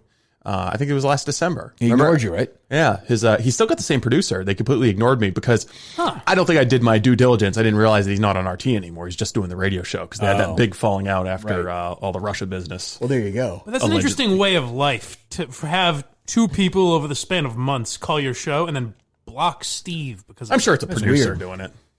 No, but he blocked you from his account. Yeah, right? Oh, yeah, I'm sure his producer runs his account. Oh, I get you. Yeah. Speaking of which, I guess a shitload of people are calling the Globe today. Yes. Including yours truly. Yes, well, including yours truly. Yeah, so good. Yes, I called as Michael Wexler, the Baba from New Hampshire. And I said, this isn't, people are calling me and harassing me, and they're telling me that they're going to take me down because of what my friend Kevin Cullen wrote. Can I get one of your reporters to call me so I can get my side of the story? I was begging for them to call. They're like, sure, no problem. And I was like, of course it didn't happen. Yeah, they're going to be calling me back soon. Actually, my phone did vibrate. Maybe that was them. Probably. The interesting thing is that the barber's name is Micah Drexler. I thought it said Wexler in the story, though. It did. Is that really true? Yes. Whoa. Is that really true? Yes, I'm looking at his email right now. Micah Drexler. Oh, I don't want to give it out on the podcast. Well, we did. His last name is Drexler. What? Yes. Are you sure that's right? The story says Michael Wexler. The story says Wexler or Drexler? Do you think that's The to story protect says him? Wexler. His real name But you is can't do that Drexler. if you're writing a story in the Globe about him. Right. You sure of that, Steve? Yes, I'm looking at it right now. I'm looking at the email that Andy Mayo forwarded. I can send you a screenshot right now. Michael Wexler Barber. So I'm looking at the story, another story Roland Cullen wrote. February, first of the nation, last in our hearts. On President's Day, with some thoughts on Luna, and he talks about Michael Wexler. He says Wexler here. The guy's name is Drexler. How is that? How did he get that wrong? Could it be that you're only saying that because it's his email, or is there definite? Yeah, that's what I mean. Yeah, no, it's in his email. His So wait a email minute, handle. Mike, your thought was that he was going to protect him by changing his name from Michael Wexler to Micah Drexler? Yeah, I guess that doesn't make sense. Andy refers to him. I mean, Kingpin Pete. I don't know. People have had dumber ideas. That's a good point. Andy refers to him as Mr. Drexler. In the story? No, Andy in the email addresses him as Mr. Drexler. Oh. And he doesn't say that's not my name or anything. And his email handle contains Micah Drexler. There's a W in it. And like as Google renders it as Micah Drexler. Maybe his professional name is Wexler. Maybe he got handed down from the last one. It's a stage name. That's really weird. Huh. Yeah, and if you look in the column for Hair Today, Gone Tomorrow, look at the caption gives his name as Micah Drexler, but the column gives it as Wexler. Oh no, it's changed now. They've edited the story because of a reporting error. An earlier version of this column gave the wrong fucking spelling. guy's name wrong. That's the only edit they have in the story. Yeah, I got to tweet this out. I guess it's a minor inconsistency. Is that what he's talking about? Yeah, I guess that would be the mild inconsistency. Sure. That's unbelievable. It's also funny that the first few, as I believe closeted Matt Carano pointed out, and then I confirmed that they were giving us fake numbers. What do you mean? Like, I called up and said, hey, I want to talk about this editorial by Kevin Cullen, blah, blah. I said got it would you. be Yeah, corrected. yeah. And they said, yeah, why don't you call this number? Which is odd, because you'd think they would just transfer you. Right. But they gave you a number that's just like, it goes nowhere. That's unbelievable. You know, it would be fun to see the Minifans write fake potential Kevin Cullen columns and tweet out screenshots of them with the kicker lines and the potential edits. Yeah, I think the Minifans could have fun with that. I got to retweet this. That is unbelievable. His fucking last name. That's good. Oh, I guess Dave responded. He did a press conference for. Oh, he did? Yeah. Let's hear a minute of that, if you would. Interesting. Live reporting here. It's nighttime, baby. Things get crazy here. It's goofy. Okay, emergency press conference time. And I know I'm on the Call Her Daddy feed, so you're probably like, what the fuck's an emergency press conference? That's when It's funny that he's doing I everything. feel like I have something important to say or respond to something. I break in and do it. So here we go. I'm sure most of you guys saw Sophia on her Snapchat story has finally responded Hold on to one second. all this More madness. importantly, intern And she said Justin a whole just lot- tweeted out 15 years ago today, the greatest movie of all time hit the theaters. Blessed to have it be such an important part of me. What is he talking about? 15 years ago today. 15 years ago today. That is May of 2005? And it's not an inside joke, because I would know if he has some movie that he always talks about. That's What's his favorite? I don't know. Who's his favorite? Oh, Ashton Kutcher, I believe, is his favorite actor. Was it a Star Wars movie?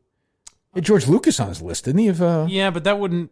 2005? Which one would that be? Wasn't it like the new ones? Like the last. Maybe that wouldn't make a lot of sense. Well, oh, okay. Kirk, you're being ridiculous. Nothing about this makes sense. 2005. Lord of the Rings, maybe? The first comment is Revenge of the Sith underneath it. Oh, maybe you're right. What a fucking asshole. Could that be it? What a piece of shit. It is Revenge of the Sith. What a hunk of garbage. Asshole, really. I tweeted something about Sophia earlier, and somebody tweeted, imagine if she brought a Dale Bear in the middle of it. That's funny. Revenge of the Sith? That's a rough it look. Changed his life? Is that the one where he becomes Darth Vader? It must be, right? Yeah. It's the last one. Yeah. Yes, it is. Yeah, it is. It is. I know it is. I saw it. I know it. Look. What? Like what? How old was he then? He would be 6 or 7? 15 years ago? Yeah, he'd be like 8. I mean, I get that. Like almost too old for DEC. Like Harry thinks like Daddy's Home's a great movie. Okay? Right. But he's not going to think that when he's... You don't think in 15 years I he's gonna hope tweet? not. If he is, he's not my son. Like, you know, like eventually you say, okay, I was young and like I understand the movie was bad. Yeah. Or just not great. He's thankful for that's worse than the Kobe tweet in a way. That also means that's his favorite of the series of Star Wars, which doesn't make Call any this sense. idiot up quick, would you please? It's just gonna annoy me. God, he's a fucking idiot. But he's lovable. You gotta love him. I'm a big Justin guy, but I can't defend this one. Oh, what are you fucking talking about? Revenge of the Sith is your favorite movie ever? Yeah. What's up? 15 years ago movie. today, the greatest movie of all time hit the theaters. Blessed to have it be such an important part of me. Now, explain. Yeah. Well, first of all, it's horrendously written. How is it part? What do you mean part? Is it inside your body? Well, it was like kind of like said in jest. I didn't realize it would be. Oh, you're being. Oh, you're doing it sarcastically. You're being cute. I mean, it's kind of like it's like one of my favorite movies. I don't think it's like an incredible movie. Okay. It's wait. It's one of your favorite movies. You don't think it's an incredible movie? Kirk, you rube. Well, I don't think it's like He's The like, Godfather. he's like, I'm just breaking your balls. It's just one of my favorite movies. It's top 3. It's only like a small part of me. You suckered you in. Why? I mean, it's the one where he becomes Darth Vader. Yes. Okay. It's like the well, one. he's becoming Darth Vader throughout the entire. Oh, sure, I know, prequel sure, trilogy. I understand. He's babbling it the whole time, but it's the one where he actually like wears the outfit for the first time. And like Jimmy Smits is in it, right? Jimmy Smith. Smits, not the fucking Jaguars wide receiver. He's the guy from. Who am I? Hang up. Who am I fucking talking to? I also want to know, why didn't he include the title of the movie in the tweet? Oh, for the mystery. For the mystery. Why keep us guessing? I love him though. I mean, he's like, what are you, a fucking idiot? It's just one of my favorite movies, you asshole. I mean, it was said in jest, Kirk. that famous Justin Witt. If you had to do power ranking for the interns right now, how would you put them? Do work for the show. Do something. Cut something up. Justin is always work. Justin works. He was tweeting there. Perhaps he can multitask. Jesus. Well, hey, Christ. he's contributing to the show. He's putting in work. She fell in a fucking content factory. volcano of lava. Whatever that happened to Darth Vader. Jesus Christ. It's part of him. There's so many levels that. Why not say the movie? How would we know he's joking? First of all, he's like, what's up? Jimmy Smith? It's your favorite movie. The guy's in it. Like, I don't, Oh, God. Back to Dave, I guess. A lot of fucking nothing. Like, literally nothing. Didn't even mention Soup Man. It felt like, to me, she was just getting ready for a lawsuit, gearing up for a lawsuit. Oh, To be good honest, point. that's the vibe I've had from her and her lawyers and William Morris and probably Soup Man for the last 2 weeks. Like, she fucking said she was going to sue us for the Call Her Daddy IP when her and Alex were still a team. All right, Like, yeah, what do you mean? good enough. I'll listen to it That later. does make sense. That's why we were saying Get on why the record and then. why say some stuff happened, but not what. That's why legal speak. Well, then why even do this? I have no idea. I mean, we need to get like William Bendonson here to advise us on whether she has a suit, but I don't think she has a lawsuit here. But also, I don't. Like, yeah, right. Like, how are they going to sue for the IP? I don't understand it. I mean, also, can't they just be countersued for a breach of contract, failure to show up for work? That's the thing. They want to get into this legal battle. That's the worst. It's the fucking worst. I've done it. You don't want to do that. I'm sure she's got someone.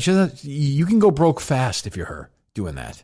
I would think. I mean, even if you get Unless HBO's funding it or something. I don't think so. Or Nelly or William Morris. William Morris agency's representing her. Jesus Christ. Good luck. She's probably going to end up actually doing some multi-level marketing scheme. Maybe. Could be. All right. We'll take Five easy steps. We'll take a few calls, Steve. Go ahead. What are you looking at me for? Me? Steve, why are you looking at me? I'm not. I'm doing the phone fucking lines. mic's off. I'm doing the phone lines. Well, let's fucking go. I love that Colin thing. That's funny. They were very helpful on the phone until they realized what I was calling about. I imagine that's the response a lot of people get. Did you see he published another one today? He did? Yes. About what? About a abusive husband who murdered his wife. Oh, the guy in yeah. I was thinking, I wonder how many phone calls the fact checking team made to pin this one down. That'd be 0. 0, 0, 0. By the way, numbers way down in Massachusetts today. Way down. Whew. Flat in the car. Oh, did you see what fucking Curtitone's doing? Yeah, I saw that. Not live. Hey, we're doing our own thing here. That's the kind of guy he is. Let businesses fail because he wants Absolutely. to make some sort of a fucking stance. And that club, that gym rather, in Oxford, out in Oxford, Mass, opened today, and they got a fucking citation, and that's it. Good. Now they're just going to open. Yeah, good. It's definitely worth it, I would think. Yeah, unless they all die. I mean, that's kind of an issue. Who cares? Now, you tweeted out, Steve? I have, yes. All right. Oh, we'll do Lauer later. Shit. Forgot about Lauer. Yes. My guy. I can't believe Mike let that one go. I brought it up earlier. It's the first thing he says to me when I walk into the studio today was, I know it's become kind of a bit on the show, but I mean, Lauer does have a point. It does. Well, we can also dig into it. We can also dig into it tomorrow as well. Maybe we can do. Maybe we kick off because I don't put it this way. I don't think a lot of people are going to be covering it the way we are. Right. It's not the way Mike is, where Mike feels like a clear vindication for some reason. Obviously, he's innocent. Having the victim shame. It's going to be amazing when we get Lauer on the show and having Mike talk to him. Mike just chokes. Are they loaded up, Steve? They are loaded up, Kirk. All right, good evening. Another nighttime edition of the Kirk Minahan Show, and you are first up. Hola. What's up? John? Every year, as the holidays draw near, I write a column about Christmas in the city that Jake and his wife Sparky started in 1989. Do you know about this Cohen thing? What? Oh, is that the new Cohen? The new what? Cohen wrote a column at Christmas time about Christmas in the city, about Jake and his wife Sparky. Oh, you know what? Do you have that link? Yeah. Can you send it to Steve? Sure. All right, thank you. Yes, I do know that. I read that. I had access to that. I read it a while ago. It's tremendous. He has a couple of old ones like that are legitimately it's incredible. So he says he inherited this from a previous Globe columnist, and he's written it for 7 years, but then he didn't write it for a few years, and before that, McGrory wrote it. I guess. So I sent it off to Kennedy to see what he thought. Kennedy says, 7 years is kind of like every year, isn't it? Who, Dan Kennedy? Yeah. Oh, there you go. Professor. Yes. He's a professor of journalism at Northeastern University. I'm familiar. My alma mater. I'm familiar with him, yes. Yes. Blocked me on Twitter. I don't like that. I'm surprised he didn't block me. Although these people never block me. I don't know why. They need your buzz. I guess. What else is going on, John? You want to talk Coppola coaching tree? Sure. That's what I'm here for. Hey, are you listening to this this Bogdanovich podcast? I think I've talked about it, haven't I? Yeah, I started listening to the first episode. He just he skeeves me out too much. It's excellent though. It's fucking great. You got to listen to it. It's excellent, excellent. It's good. You like The Last Picture Show? I do like it. Yes. I mean, look, he's a career like nobody else. He started off like a rocket and then just fucking completely crashed and burned. Well, I mean, Coppola's biggest director of his coaching tree in terms of financial success is intern Justin's hero, George Lucas. I mean, there's no doubt about that. You know, you could almost say it goes back a generation to his father, though, right? The composer. Yeah, Carmine, sure. And then the sister, right? Talia Shire. Yep. Of course, Adrian and Connie. Yeah. Yes. Yeah, absolutely. Jason Schwartzman. Yep. Nicolas Cage. Sophia Roman. Coppola, obviously. Roman. Yep. Sophia, definitely. Yeah, then there's the kid we were talking about last week who died. Evidently, his son or daughter is a director now too. Gia. Oh, is that right? Yeah. Yeah, he gave a lot of. He just had an interesting, career. Like, George Lucas was going to originally direct Apocalypse Now. That was his project, and he wound up handing it over to Coppola. Was George Lucas a great director? No. Did he have one great? Because everything else Star Wars related is so fucking. No. Did you ever see that Chewbacca thing they Terrible. did? But I mean, American Graffiti is a great movie. Right. He wrote and directed that, and Okay. that's a great movie. And it's a weird movie because it's a movie about kids in high school, and it's like a young person. It was under Coppola's auspices, right? Yeah, he produced it, but Lucas wrote it and directed it. It was a monster hit at the time, but it's a story about humans and real feelings, and he never went back to that ever again in his life. Right. Star Wars just Wolfman defined Jack, him.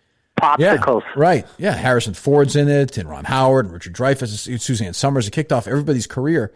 But there's this weird Candy thing where, Clark. That's right. There's this weird thing where people become, Lucas becomes defined by something. David Chase is defined, and they always go back. Coppola is always going back to Godfather books and documentaries. Peter Jackson. People just they can't help themselves. They go back to the thing that they become most famous for. It's also often where Hollywood kind of demands. Oh, sure, they lure them. Do, But to Spielberg's credit, for a long time, he wound up doing it with Jurassic Park. But he got offered a shitload of money to direct Jaws 2, and he said no. That's why he did Close Encounters. That's why he's Spielberg. Yeah, that's correct. why a lot of those guys are so prolific. That's why he's lasted the longest of all these guys. He and Scorsese. Like Scorsese actually directed the sequel, but it wasn't his sequel. He directed whatchamacallit with Newman and Cruz, The Color of Money. It was a sequel to The Hustler, but he's never directed a sequel like his own. Yeah. Although Scorsese is a guy that does always kind of go back. I mean, I guess he's had enough variety, but he always does go back to the mobster. But he doesn't do like the fuck like a prequel to Goodfellas or something. No, right. But like which would be fucking ridiculous. Yeah. Right. Well, so they were kids in the movie, so it wouldn't work. What else, John? Anything else? There was somebody else, Nicolas Cage, right? I said Nicolas Cage. Yes, I did.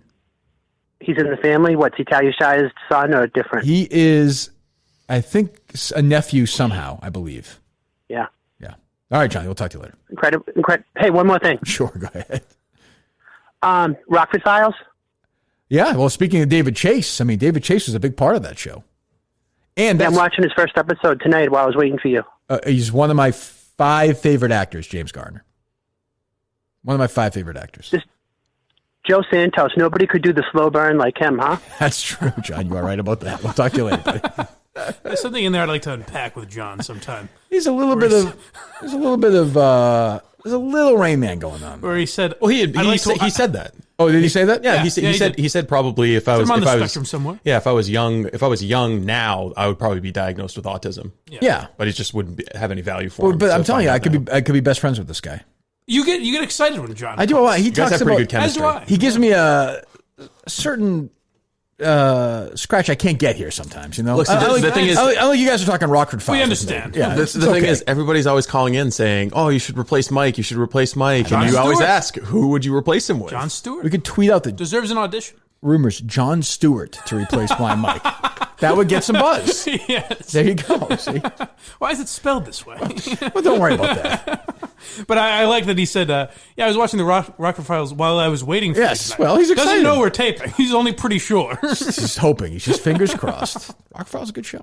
All right. They're still loaded, Steve. Yes, they are. Right, good. Hello. Good evening. Busy doing that tweet. Which tweet? John Stewart. The John Stewart tweet. Oh, you are? Okay. Yes. There you go. Sorry, I mean to get in your way. Hello. I'd bring John in for a day if Mike was taking vacation or something.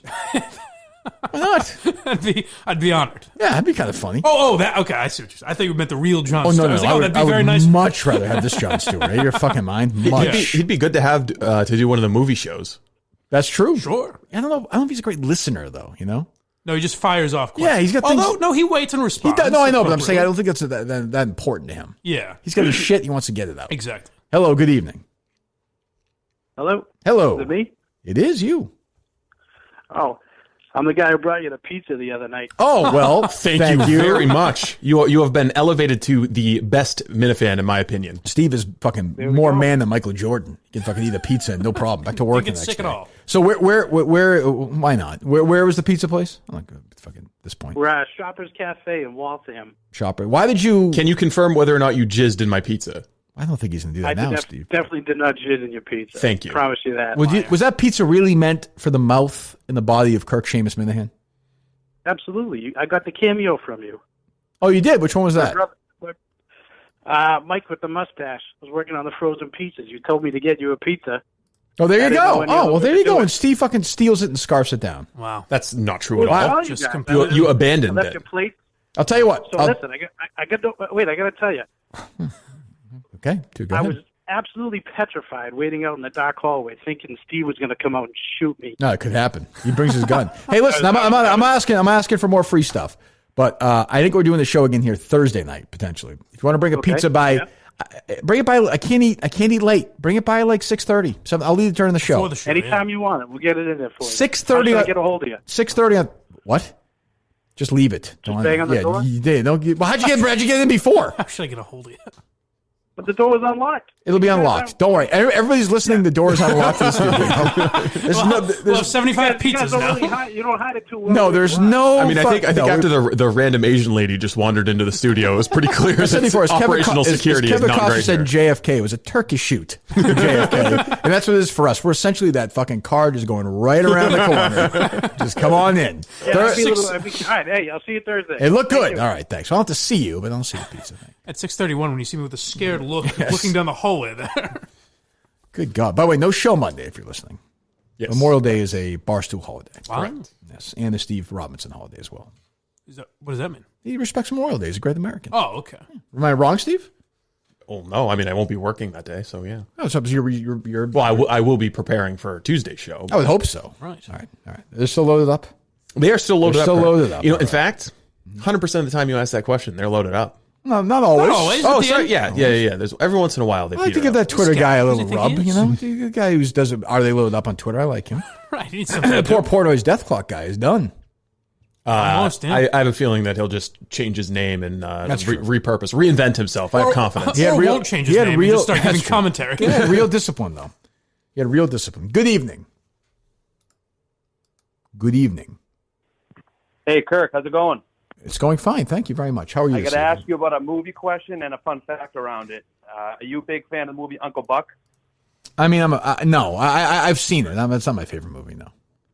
So one of the funniest scenes is when he walks into the school, John Candy, because one of his the girl his kid has a problem at school, and he goes to the school teacher, goes, "Here's a quarter. Have her." Knock that thing off your face. Yes, yeah.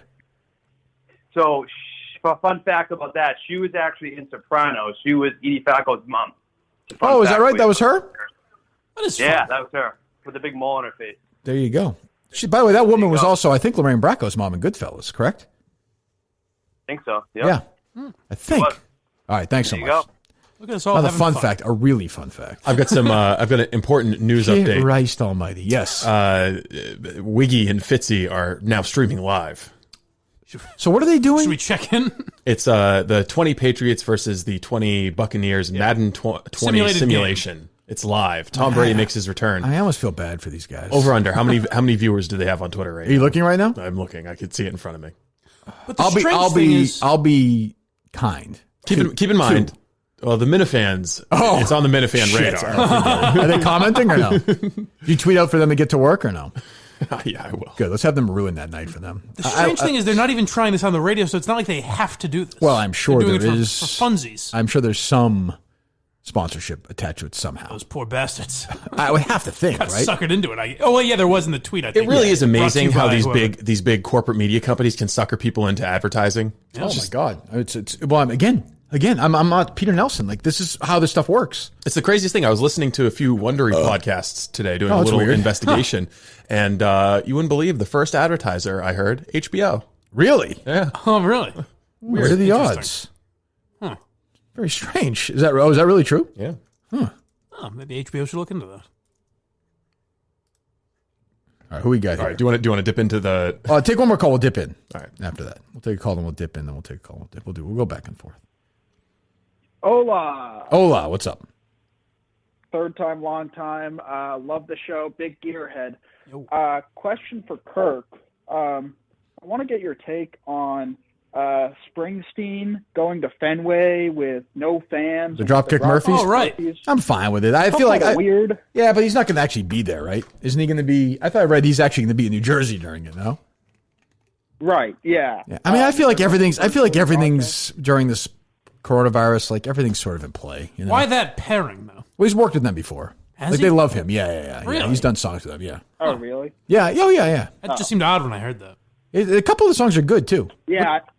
I don't dislike the Dropkick Murphys. I mean, saw that. they're better songs. Anyways. I'm a little worn out by them, aren't you? You hear them all the fucking time, but that's not their fault. No. Like, he did a song with them, Rose Tattoo. I think that's pretty good. Okay. But yeah, they're huge fans of his. So that's. I mean, I don't mind he's doing that. I mean, I'm not thrilled about him courting with the Red Sox. I'll have to talk to him about that. But what can you do? By the way, his church is rocking behind us right now. Oh yeah, they get a nice groove. We just tripled their views. What to what? To 62. I just was that it, caller? Yeah, I love the show. Can't wait for midnight. Can't come fast enough. Oh, that's right. It says it's dropping at midnight. Well, that's been the past. Ooh, the people. Thanks so much. Thanks so much for the call there. Ooh, the people like the midnight drops. They do. They seem to, yeah. Ooh, boy, howdy they do. I don't blame them. It gives them a little chance to get ahead. I think we may mix it up a little bit. We may do a couple of shows at night during the week in the future. Do you ever see it being regular? I think regular, if anything, gets tiresome. Yeah. I think they would get annoyed with this after. I think we'll mix it up a little bit. Yeah. Sometimes maybe we'll do it in the middle of the afternoon. Maybe we'll do it in the middle of the night. Who knows? You never know when we're coming. You don't know. Let me hear what Fitzy and Jermaine are doing here. game for this offense. They're not going to give it to Stidham and say, okay, kid, 50 passes a game, fling him and win him. Oh, here we go with the fake play. And Bolden is just absolutely destroyed. Are they taking it seriously? Sony Michel. Yes. That's 2 plays. They're doing serious commentary They're not joking around. Oh, no. a fake video game. Jeez. Well, when you look at the Patriots' game plan already, 2 runs in a row. You run on first down. Wait a minute, hold get on. behind the What? sticks Like what? at second 11. Then you try to run on second and 13. You try to run on second. What the fuck are they doing? They're analyzing the plays. Look, monster. Kirk. No, I blame. doesn't- You know it what I doesn't blame, have you know to what I be- blame for this? That fuckhead Dan Katz with this stupid fucking this fucking thing because he has talent and has fucking creativity. That's He's giving birth to this shit. That's what sports talk radio is now. What does Pardon My Take Oh do? my Let's do God. a horrible version of that. Look, it doesn't Man, have you know to what I'm be hoping now more than 100% anything? I'm hoping sports. more than anything right now that PFT fucking winds up, in the arms of Peter Nelson, and those two divorced now because he gave birth to this fucking thing. Play that again. Get back to this. Holy shit. It looks like it's complete. I don't know if we're going to have a replay here, but it looks like he caught that one. Ooh, no They replay. gave him the first. And by the way, what's the sound second underneath looks. it? The fans. First pass ever for Devin Asiasi. First down, Patriots crowd. football. No, Nice so pass listen. from Stidham out to the Patriots. 36. One Let's second. No, see one if second. Dominican Sue shows more disrespect to Joe Tooney and his family on Wait, this what? one. Uh-oh. So they have the announcer of the video game underneath these guys talking about They'll it. be serving a What a fountain soda classic and EI chips. clusterfuck. Good God. Marcus Cannon completely this? get destroyed at the right tackle. What are they doing? Stidham doesn't see that one coming, and it is lights out. And that is that Jason Pierre play. Who's play. The best part is- The Patriots offensive line, they got their hands full. They got their hands full with this. The best part is I'm certain there's a way to turn off the play-by-play. Tampa Bay I'm Buccaneers certain. defense. There's probably is got a second volume half to of it. the season Well, they last also year. probably, Points this per is game average probably a came deal way with down, EA though they do Sports. have a bottom three So if you got EA Sports secondary. working with you, you could probably figure out how to customize the audio. Also, everybody's watching it except for us, right? 154 people. There you go. See, how many of those are our fans? Well, 120. Almost all of them. No, 130. Let's say, long to go, Wiggs. This is not God, we keep doing it though. We keep giving them the numbers. I don't mind. Like Entercom can take is those really numbers back working. to EA Sports and be like, hey, 160 concurrents. Well, 8 o'clock, you views. guys really got a spike. Word of mouth was really going. Jose Urbano's raising his eye. Not bad. Not bad. This is the numbers dumbest here. fucking thing I've ever heard in my life. 3rd and 14. Pressure on Stidham. All right, I can't listen to this They're not anymore. fucking around with it. They're And it's like a comedian. I know, not a funny comedian. It's also a guy, Jermaine Wiggins, who's like a pretty nice guy and is like in on the joke. And I like Wiggy, yeah. He's a fan of mine. Like he knows that he should be breaking balls there. yeah. Like it'd be one thing if you had Dale doing it or something. It looks like they're doing a Twitter broadcast, not a Periscope. So I don't think that there's any way to comment on it. I will, Oh, it's too bad. I will always respect Wiggy for he did the Minifan show and I was on there. Yeah. And I asked him, "Are you like? Were you allowed? How are you allowed to do this?" And he goes, "I'm not full time. I don't give a fuck what they think." Yeah, So I was like, "All right, I like Wiggy." Yeah, Wiggy does seem like a nice enough guy, and doing the Minifan show is cool. Oh, he's always been great to me. I mean, I don't know him, but he's always been. Yeah. But like, why would you do this? Well, I mean, they ask him. I don't like. Again, it's sort of like I don't know. That thing is baffling me. But why would you do it and not have a hint of? I get if I had a job there, I would, and they told me to do this, I would do it. But why Well, not you have a hint of? Oh yeah, I would do it. Sarcasm. Yeah, or- like if I did it with Mudd or something, we just like made fun of it. Yeah. We pretended to be dumb announcers, or we had a sideline reporter. I'd take calls. I'd make shit up. I'd say this, injury. It's not that hard. You can tell Fitzy's trying to do play-by-play. It's weird. And he's also not trying to do it in like a Brockmeyer way or anything. Right. Like right. I don't get it. Are they still loaded up, Steve? They're still loaded up. I'm and mystified. Portnoy just tweeted out the audio that we played earlier where Sophia kind of gives the game away that Suitman is responsible for some of the changes that we were going to see coming. Oh, is that right? Yes. Should talk to him. Sophia or Suitman. Whatever his name is. All right. Hello. Peter, I should say. 15 years ago, movie part of you now. What an idiot. It's still with you. What's up? Hey, I got a couple things. You think you'd ever let, I know he's not part of the show anymore, you think you'd ever let William Bennington represent you in court? I mean, I was small. I was ready to. He was ready to be part of the dream team. Well, what if I told you he represented me once upon a time? Oh, go ahead. Are you a fucking idiot? Oh, he did. So I met him once, and when I did, he had glasses on, and it looked like he took his glasses off, sneezed on the glasses. Best representation in the business. Wait, is that true? Absolutely, Kirk. I have allergies very badly. What do you want me to do? Sneeze the glasses, William. I swear to God. Why? So I guess the question is, why did you then hire this man? I did not hire him. He just represented me in a. I don't know. I got paid wrong for my job, and then. But he represent. Why would you have him represent you then? And by the way, I would never hire a lawyer who would be willing to work for free. I did. Yeah, he got me my money. I'll give this one to you on the arm. That means the next one is double, though, Buster. Yeah. Mike, you ever get a new chair? I've not got a new chair yet. A new chair? You're not going to get a new chair. What do you mean a new chair? Shopping around. Wondery has offered me a magnificent magnificent All right, we'll setup. talk to you later, buddy. By the way, apparently Fitzy's friend, his fellow comedian, posted on Facebook, somehow a story of two childhood friends who grew up to make funny videos about their favorite sports team are going to be featured on an episode of Chronicle on ABC Channel 5. Oh, thank you very much for that tip. Don't leave this guy alone. Oh, no. Fuck him. Fuck him. Please just leave whoever this poor fuck is alone. Oh, my. Doesn't deserve the hell that's about to be unleashed on I just learned another devastating piece of news. What's that? We know who won the auction to be a part of the Wilbur Show. I'm aware of that. As I said when I found out, the 5 minutes that he'll have is we're going to build a giant wall. He'll climb over it for 5 minutes. Is it Latino Kirk? Yes, it is. And fuego! And when I said the show was going to be bad to you guys last week, was I right or was I right? And just to think I was inspired to do a good show again there. Oh, God.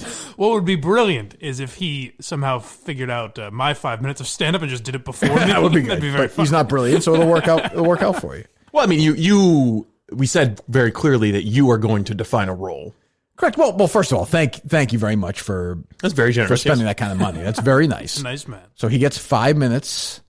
Well, I didn't say that. No, you didn't say 5 minutes. You said you would role. design a role. Right. Yes, he has a role at the Wilbur. So he's going to be doing the meet and greet. And riding on a donkey? Correct. That's ridiculous. Correct. What do you think is the most demeaning thing that we could get him to do? I have a couple of things in mind, but no, it's ridiculous. That's ridiculous. It's ridiculous. Arriba. Okay, Steve.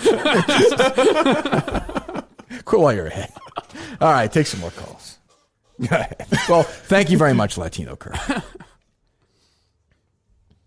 Hello. As I said, by the way, earlier today, I said Larry Nassar is a better trainer than Latino Kirk. If you look at Mike as his well, Larry Nassar they got gold medals at least. He did. God, that's awful. He did change me as a man. Are you talking about trainers? What's up? This is from Kennebunk. I run a Zumba studio. Oh, you run a Zumba studio in Kennebunk? What are the chances? Yeah. Hey, are you talking about trainers right now? Because I heard you had a fat pig working for you, and I want to talk to you about that. We do, actually, yes. Oh, that's crazy. Well, it's a two-part thing, because, you're a freaking flyer over here at the studio, and we miss you, buddy. Oh, the Zumba studio in Kennebunk? It was great. It was great. You've been there. Well, I mean, look, no, of course not. Absolutely not. It is weird. Those guys went there, and they fucked her there, right? Didn't they?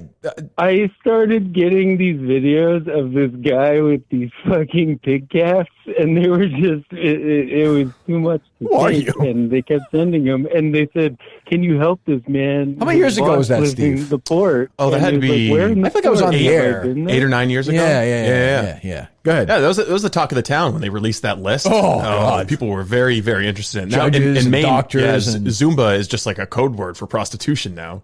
This woman was like, there was a war hero named Ben. Yes, Robinson, that's true. That's correct. And he could also twerk it pretty hard. So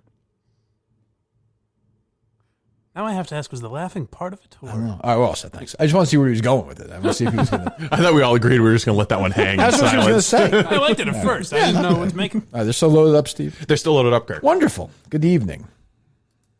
Man, they are rocking back there. They are. They're in good mood tonight. Oh, yeah, these are like Sunday, Monday, Tuesday, Wednesday Christians. And they're 6 feet apart from each other. That's impressive. We're reopening, baby. That is Anything impressive. goes. Jesus Christ. Hello. Hello? Yes. Daddy, are you there? Who? Daddy, it's Ziggy. Oh. Ziggy. It's Ziggy, Steve. I'm so confused. You confuse me. The Zigman is Whenever on mommy pees on you, you love it. Oh wait. Well, that's different. That's That's different. That's fully sexual in nature. That's ridiculous. for pleasure, not business. Zoophilia is just a line I'm not willing to cross. Then why did it's called bestiality, I think. sleep in the bed every night? I get so confused. Bestiality has negative connotations. In the zoophile community, they prefer zoophilia. I beg your pardon. And zoophiliacs have rights. Correct. I know you feel correct. Correct. Have you ever heard of the Parkman dog fucker?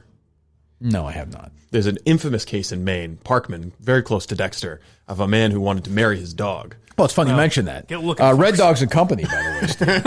A great company.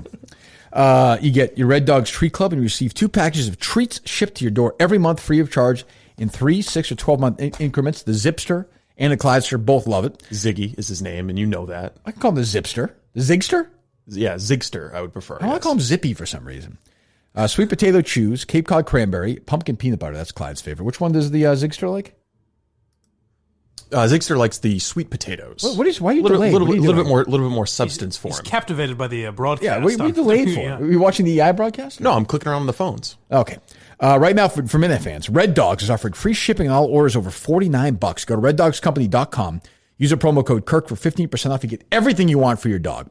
You get the dog collars, the leashes, handmade using durable American materials that are built to last, and the great flavors as well.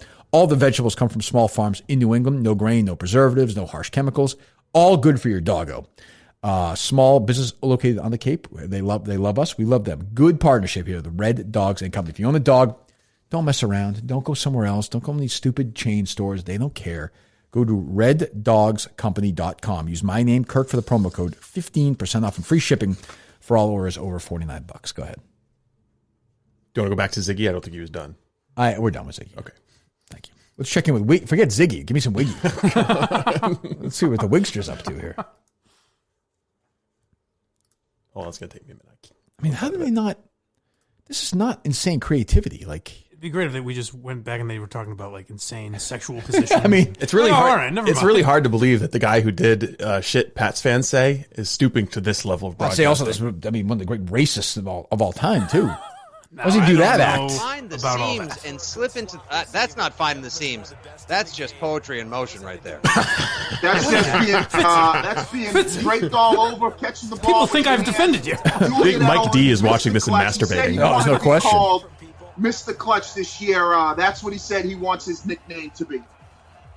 Who told him to do this? We got Warm Weather Tom and Mr. Recovery on one I like to side think of it's the Joe field, Zarbano. and I'm now sure we you got have your Mr. favorite, Clutch but- and Stid the Kid on the other. Another sure. great pass from Stidham to Edelman. First down, Patriots at the Buccaneers 33. Now, hold on. All right, we're good. So there's, but I think there is some of. I've dealt with this where they say, "Hey, look, as a client, you can't fuck around, but you can fuck around while respect. There's a way to do it." Well, the client would probably like it. Oh, hey, great job. I liked the. Sure, but they don't want. They don't. Oh no, They don't want to be associated with any controversy or any vulgarity. That's Oh, I for don't sure. mean that. I just mean being a little fucking silly with it, for Christ's sake. Oh, of course, of course. But but management's always so scared they wouldn't even. They'd be like, no, they don't like that. They don't want that. Yeah. Now, meanwhile, they probably wouldn't care.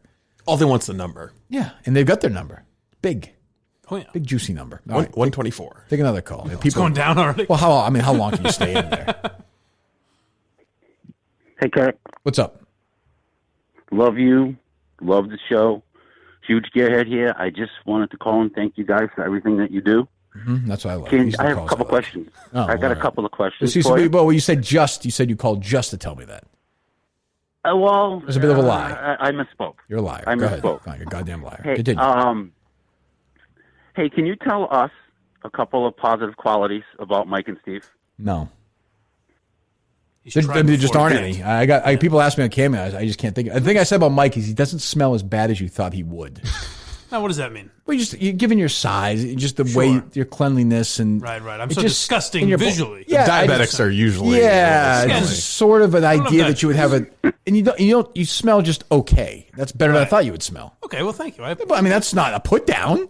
The nicest thing you've ever said to me, for sure. Yeah, that's what I'm saying. Yeah, I appreciate it. What's the nicest thing you would say about Mike, caller? Go ahead. Why don't you say it for me? Save yourself, sir. Don't do it. Maybe he's a big fan. Well, I think Mike speaks for himself. I watch agree with everything that. he does. I listen to everything he does. That's very nice. And the whole stick of shitting on Mike is kind of old, and Totally. he's part of the show, and I think he's true. fantastic. And You actually you missed it earlier in the show. We're not shitting on Mike anymore. Well, hold on, real quick. I always ask for these. If we're going to be fair, give me some examples of why Mike's fantastic. Yeah, it's fine. He summed it up pretty well. Well, the floor is his. That's fine. Give me your favorite Mike moment. No. My favorite Mike moment? Yeah. I loved when... What happened, Steve? I think he was going to have a good answer. Steve, what'd you do? I think the phone dropped out. I feel like that guy was about to have a really good answer. I think the guy killed himself right there. I think his brain just exploded. Guys, I'm sorry. He just starts crying. Mike had a funny line yesterday when he said that Peter Nelson looks like Steve's lacrosse coach. That's a funny line. Mikey Fowler pointed that out. Yeah, that's a funny line. It's nice. You really know how funny you are when you say one thing and everyone points it out. That's what I'm saying. You got a funny line. That's a compliment. You really know what a hilarious bottomless well that is. I'm saying, like Michael Jordan in the home run when he was in the minor leagues.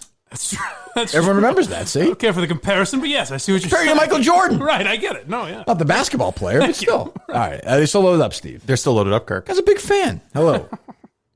Hello. What's up? Nothing. First 5 minutes of the Wilbur show should just be a video of Latino Kirk mowing your lawn. That's a good one. It's good to the or Alba. Actually, they could do it together. That's a good point. He's doing the inside. But, my first comment is to these so-called cunts that call in and hate Mike. They come in with all these, we hate Mike, but they never give any examples. So I'm just throwing. Oh, that's not true. That's not true. They give plenty of examples.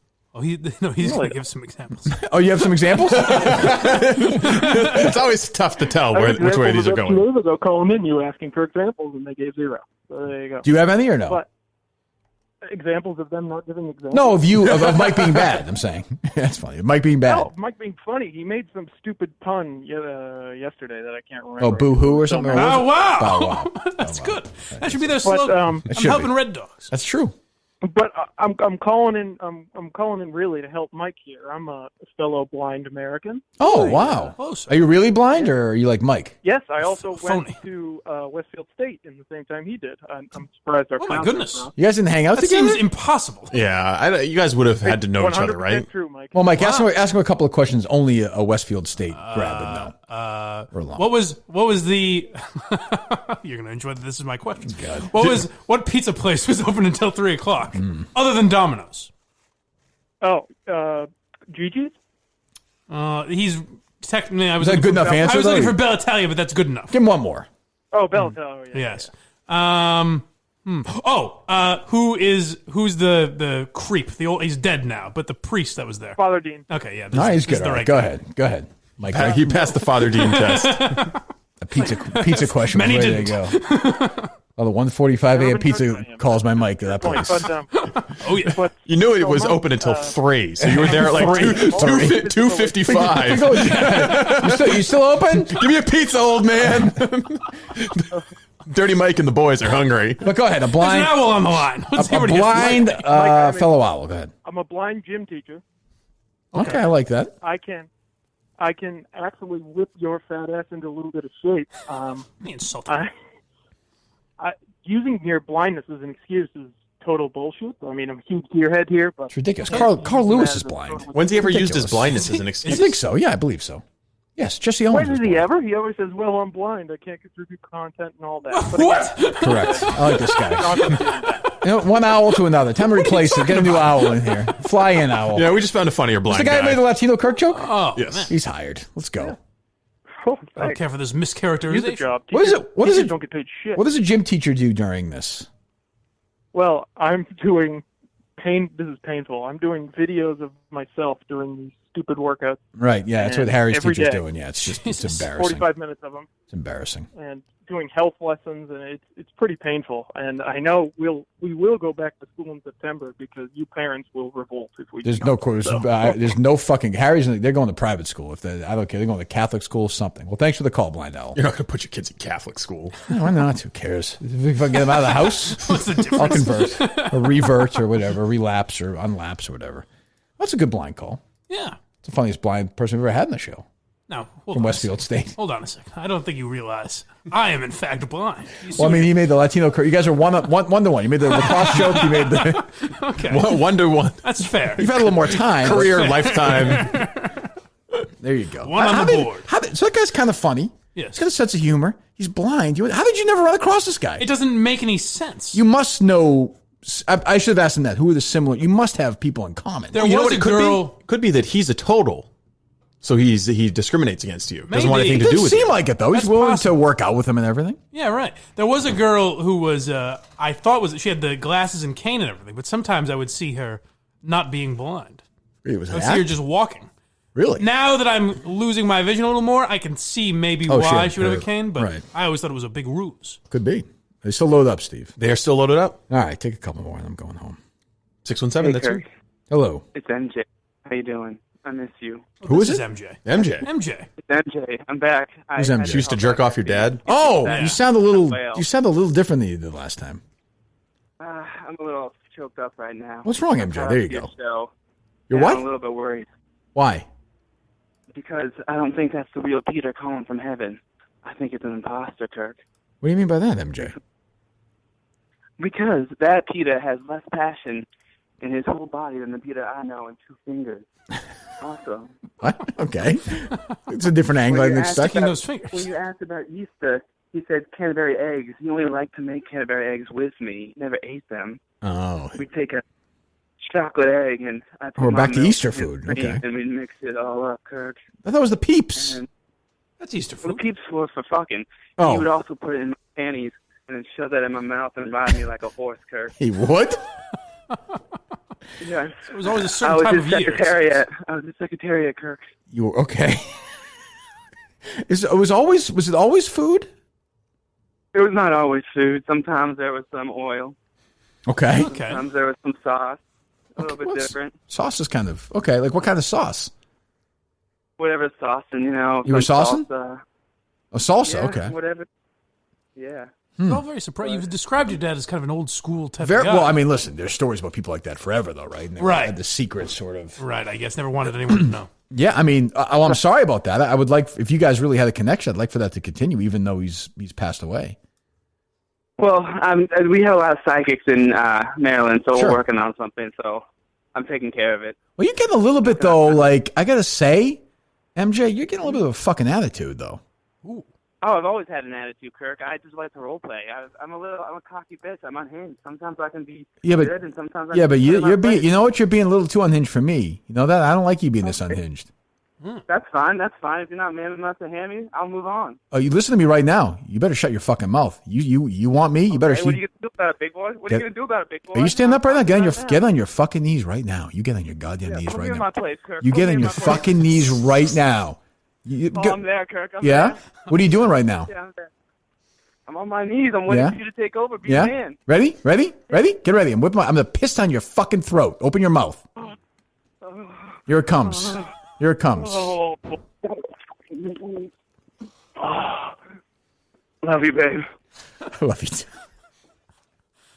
What the fuck just happened? Nice connection with your father, perhaps. That's true. We're still tied together. Yeah. Just reaching out over time to connect. I mean, I don't know. I don't think that MJ had a relationship with my dad, but I don't know that. No, well, we may never know. I don't want to. That's You not know? fair to MJ. But Yeah. There you go. MJ had a little fucking attitude though. A little bit. Huh. Getting a little big for her britches. But then what happened? She submitted. That's right. Yeah. Well, she's very Effective versatile. Minahan's She can be hammer. the dominant and the submissive. True. Right. That's a lot of urine she drank though. I had a big full bladder. Jeez. Well, That's sanitary, Steve? Well, pee is sterile. See, that you couldn't do on the radio. That's different. I think there'd be some issues if I tried to do that on the radio. in any Are they doing that right now on during the top Buccaneers stage? See, Oh my god. Wiggy fucking gargle. Wiggy's got his dick out. See, here's the thing. Brady plays for the Buccaneers now, so he's playing against his old team. Yeah. Oh, you picked up on that. That's interesting. Yeah, no, it's cool. Yeah. Oh, God. All right. Are they still loaded up? They're still loaded up. Okay, I'm going to be sick. Hello. Hello. Kirk, it's Aiden. I need help. I just escaped from GEC's basement. There are pictures of you all over his walls. Send someone. Call his phone before he gets back. Who am I speaking to? Aiden. Aiden. How old are you, Aiden? 9. 9. So what happened? Why are you in DC's basement? What happened? How did he capture you? Got me. He what? He got me. So he has pictures of me all over the basement? Yes. Do you want to talk to DC? Because we have him here. Yes. All right, go ahead. Go ahead, Aiden. Go ahead, DC. Kids improvise. Where are the boys? Stop touching me. I'm nervous. I'm just so nervous. I was here to meet a little boy. I'm calling the cops. You have any idea how tight a 14-year-old anus is? Jesus Christ. Well, do you, kid? You're not going to call the police, are you?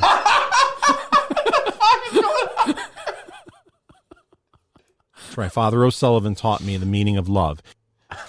Aiden, are you okay? Hope you learned your lesson. You know what's crazy? This is probably DC's kid calling. He's probably right in the room with him. I was going to say, who's a worse parent, DEC or that kid's The answer is the same. Yeah, maybe. I'm glad I'm escaping blame for playing those sound clips for an 8-year-old. Look, here's the thing. If dad's got the kid calling, you got to play ball. DC and I are going to have the same line. He was asking for it. That's true. Is he hung up? Yes. Oh, little pussy. All right. Well, those back-to-back calls, I would say, are historic. They say kids are never good on the radio, you know? That kid was good. That was excellent. That's what I'm saying. That was excellent. I'm wrong. Now, I have a feeling there was scripted no matter what. That guy, whoever prepped him, did an excellent job. Hey, look, Caller Daddy, scripted. That call, That's what I'm scripted. saying. They might be on something. There you go. All right. Equal podcast gold. Hello. Good evening. Jesus Christ. I don't know how we top that. Hey, is Sporty R. McKenzie there? This is Mike calling in from Denver, Colorado.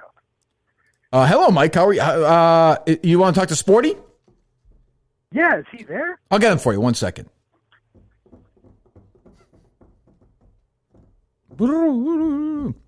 Yes. Hello. How's it going? How you doing?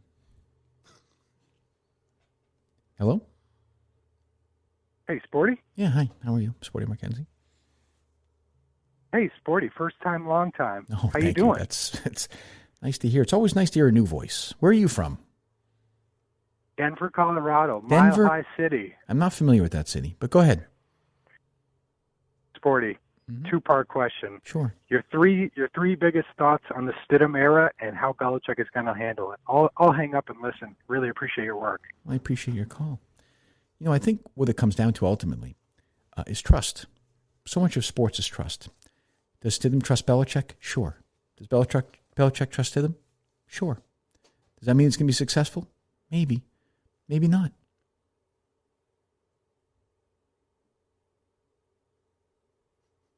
Six 617-779-7937. We'll be right back.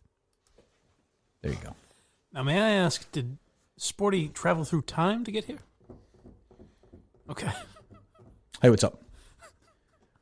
I'm just curious what there's some sort of space-time continuum. What just happened? Is the kid done? Hello, We're done my talking to the friend kid or no? Dave. Yes, yes. Yes, actually. Okay. Yeah, Oh, we that's a got- good we call. got 781 on the line. Oh, An old good, friend good, of good. yours joined us. What? Nothing. Yeah, hey Kirk. Yes. Question for you. Uh-huh. So Winchester resident. Did you ever go to Louie's Pizza on the Winchester Woburn line? Oh, the one over on the right-hand side there?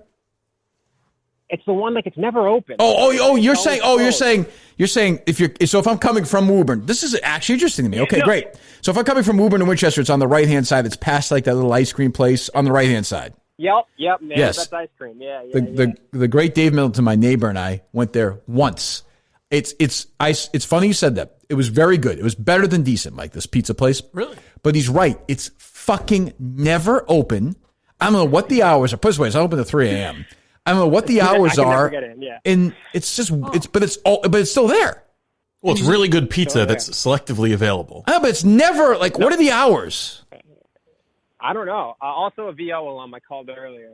Had one more question for you. Sure. So you mentioned how if you could maybe bring one musician back to see what they'd be doing today, it would be Kurt Cobain. Yeah, and, probably. Given how you always talk about music, that Nevermind album came out in '92. Isn't that Yeah. kind of when you graduated high school? So what was your view on Nirvana? As, you a fan? Yeah, I liked Nirvana. They were great. I'm just thinking of my friend Jim. Thanks for the call. He was trying to like woo this girl, my buddy Jim, right when Kurt Cobain died, and he would write her letters. Oh, no. And he saw Pearl Jam.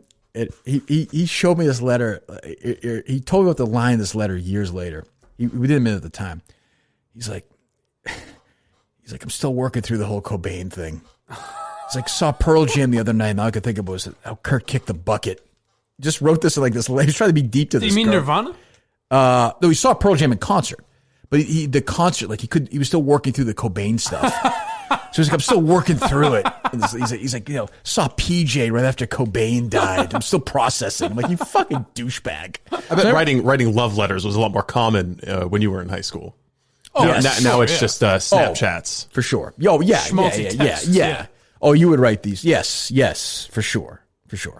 But he went for it. I don't know what happened with her, but yeah, he was in. So whenever anybody talks about Cobain killing himself, that's actually the first thing I think of every single time. It just makes me laugh.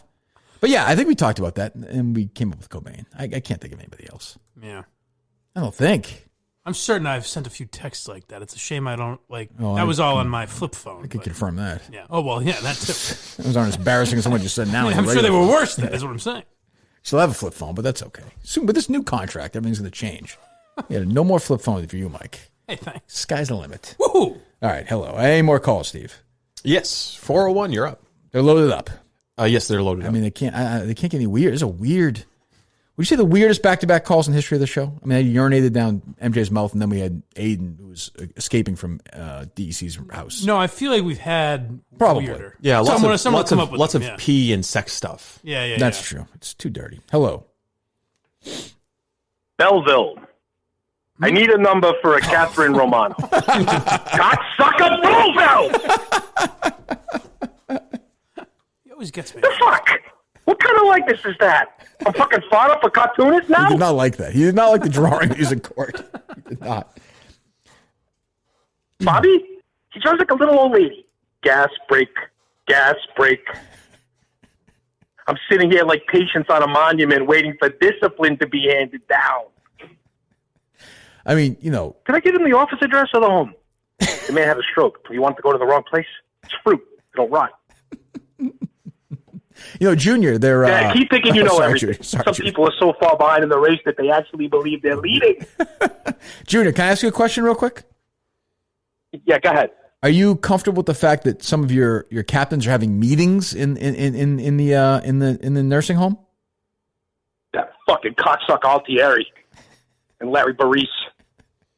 All my capos meeting behind my back, Anthony. What do you think of that wine? How's it taste? It tastes like feet. This guy's unbelievable. It's very impressive. You want my advice? You call Lou DiMaggio, the Atwells Avenue boys. They may be old, my little nephew, but those dogs can still hunt. DiMaggio. His real name's Galena. They started calling him DiMaggio after the cops found Lenny and his wife with their brains bashed in by a baseball bat. Anyway, that was Lou, while he still had his help. All right, Junior, we'll talk to you later. Unbelievable that you give him a line and he knows it. Like, that's very impressive. Guy's incredible. That's very impressive. He's got savant recall Yeah. of Sopranos lines. Yeah, I don't know which... I think it might be time for Paulie Walnuts. I would love that. Yeah, I think it's Paulie Walnuts time. I mean, look, I could do Junior forever, but I think I'm ready for Paulie Walnuts now. You heard I said T? You ever said T? You ever said? You know what would be great is if you and that guy did a Sopranos podcast. That guy must be so insanely into that show. Holy my God. shit. I mean, I think I know everything. That guy's crazy. All right, hello. He's great. He's great. Hey, guys. What's up? I was listening to today's episode. You guys were reading that 40 Under 40 on Peter Nelson. Mm-hmm. So I wanted to go read it myself. And I noticed that in that first paragraph, he says that he's created a taste of which he enjoys. Yeah, the T.S. Eliot maybe quote. Blind Mike. That's a good point. To be friends. It's a good point. Yeah, we pick up on that. That's true. That is true. Have you tasted any of your own semen lately? No, not lately. Okay. I could start. The Wilbur, maybe. Ah, yes. Nice big bowl of it. I'll be. There's a 5-minute span where maybe I'll be tasting someone else's. That's true. Listen, anything for charity, right? It'd probably be spicy. All right, thanks for the call. Are you still loaded up, Steve? They're still loaded up. Two more, and then I'm going out of here. I gotta watch Little People Big World with Kate tonight. Season finale. Yeah, the roll. Hey, Kirk. Hello. Still on? Great show. Great show. Big weekend for Mike, and no apologies necessary. Mm-hmm. huge weekend for that. You're damn right. I am calling about something that I called about a couple of weeks ago with Hank and Rhea, and they were on Erica Nardini's podcast, and Rhea said that she was an intern and was not the front desk. Ooh. When Hank and Rhea were dating. Not good. Not good. Not good. Not good. I assume if Erica knows about it, she would have. It's been disclosed. Yeah, probably. she would have taken whatever action was necessary. So when I was listening to the podcast, I was expecting to hear about the relationship, and it sounded like there was a little dancing around, to be honest. That's interesting. That's interesting. You know what? I'm going to start digging on that, okay? And as you'll hear tomorrow's show, I got a new partner in crime who's do some investigation with me. Matthew James Lauer. Friend of the show. All right, thanks, buddy. All right, love you. There you go. Injustice against Matt Lauer. No, I don't. Okay, well, we can talk about it tomorrow.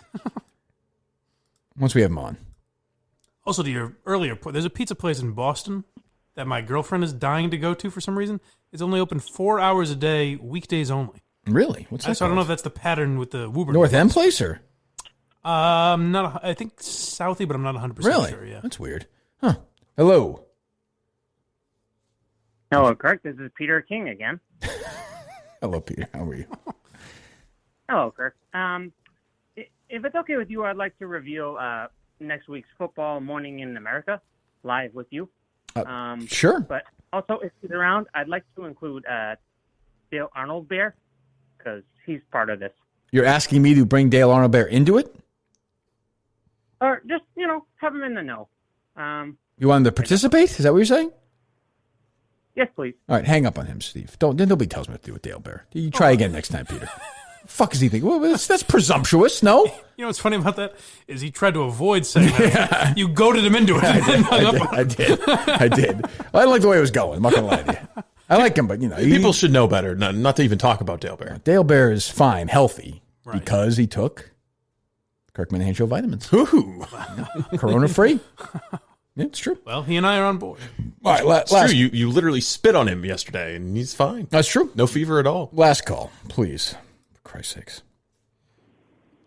Yeah, Sophia Franklin. I'm calling in. I have a new strategy. Okay, go ahead. I'm calling.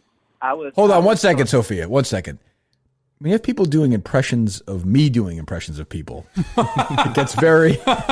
Of which your impression of that person is kind of an impression of a third. There's a lot going on. There's a lot going on. But go ahead. I like it. Go ahead. Sophia, hello. I'm good friends with Tranny. My new strategy is I told Mike that my boyfriend brutally raped 5 women, and now he's on my side. He's going to tell everybody. Mike will defend you to the death. Yes. He's a big Peter Nelson guy now. That will convert me. I don't know how much good that will do you. Sophia. I don't think that's true, of course, but okay. Yes. All right. Thanks so much. Yeah, it was really a shame. It was really a shame that he said that Richard Speck got a bad deal. Those nurses that he killed. His stand-up atlas. Thank you, Sophia. We'll talk to you later. Should let Peter know that my stamp of approval will not get him. Let's have him somewhere else here, Steve, shall we? We can talk about geology. Oh, okay. Yeah, we can talk about. Oh, the call's gone? No, we've got callers. We'll take one call more, and then I'll do geology. Relax, Steve. I was going to do it. An asshole. Seemed like you kind of forgot about it. I have it right here. He's just producer. He's a producer. Yeah, sure is. Hello. What the fuck? One more. If you want me in a bad mood, I'll get in a bad mood like you wouldn't believe. Uh-oh. Let's go. Hello. Hey, guys. How's it going? It's going really great. Great. Love the show. Great.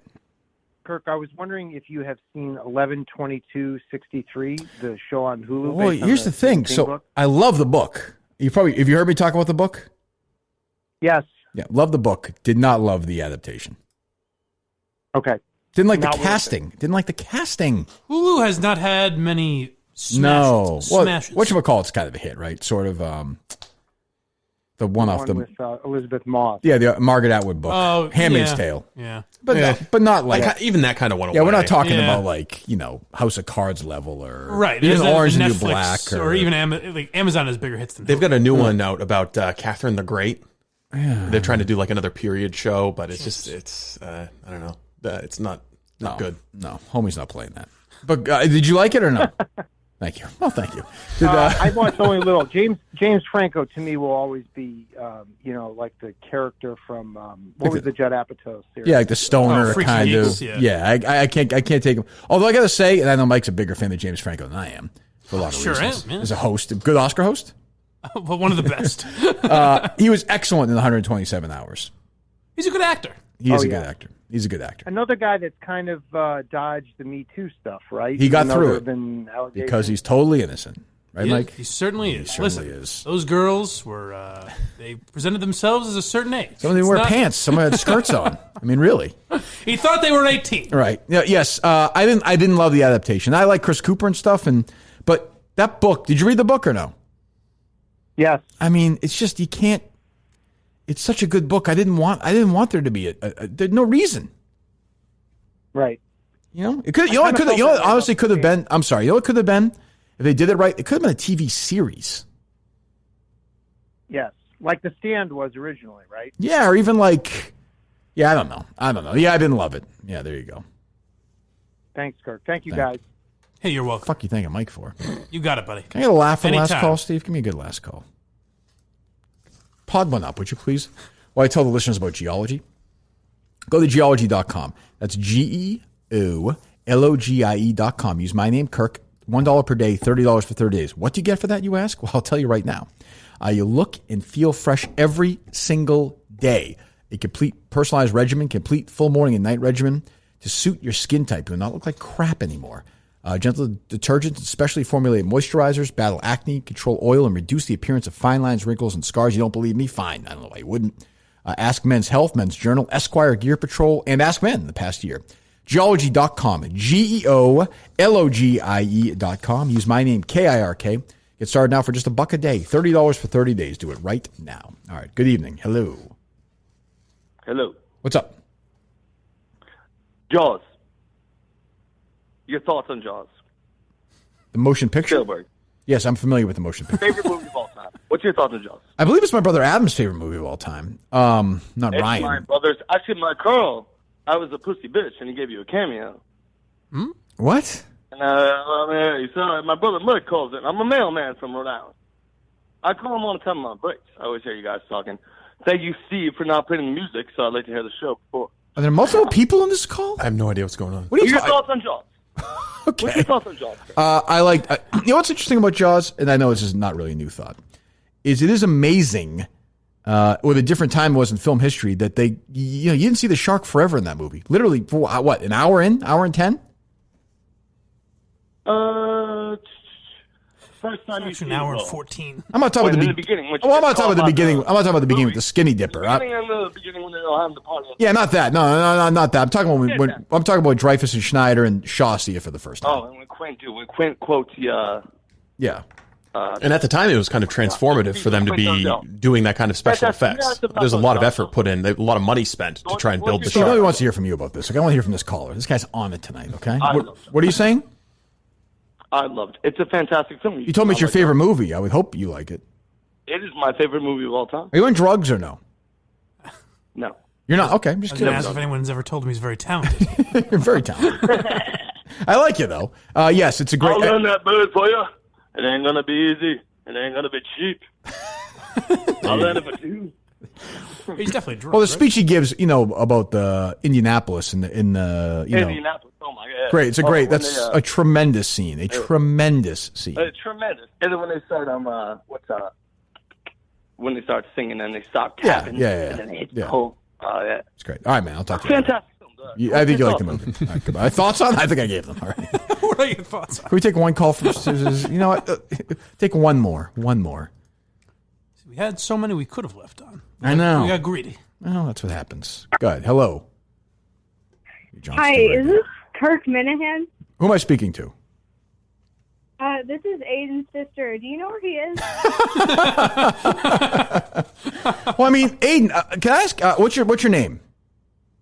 Devlin. Devlin, can I ask you a question? What kind of parents do you have that you're letting, this guy goes over to do, why was he at DEC's house? Hold up, there was an envelope in my door. The note said, call this number to find your brother. Oh, I don't have any answer. This one feels very real.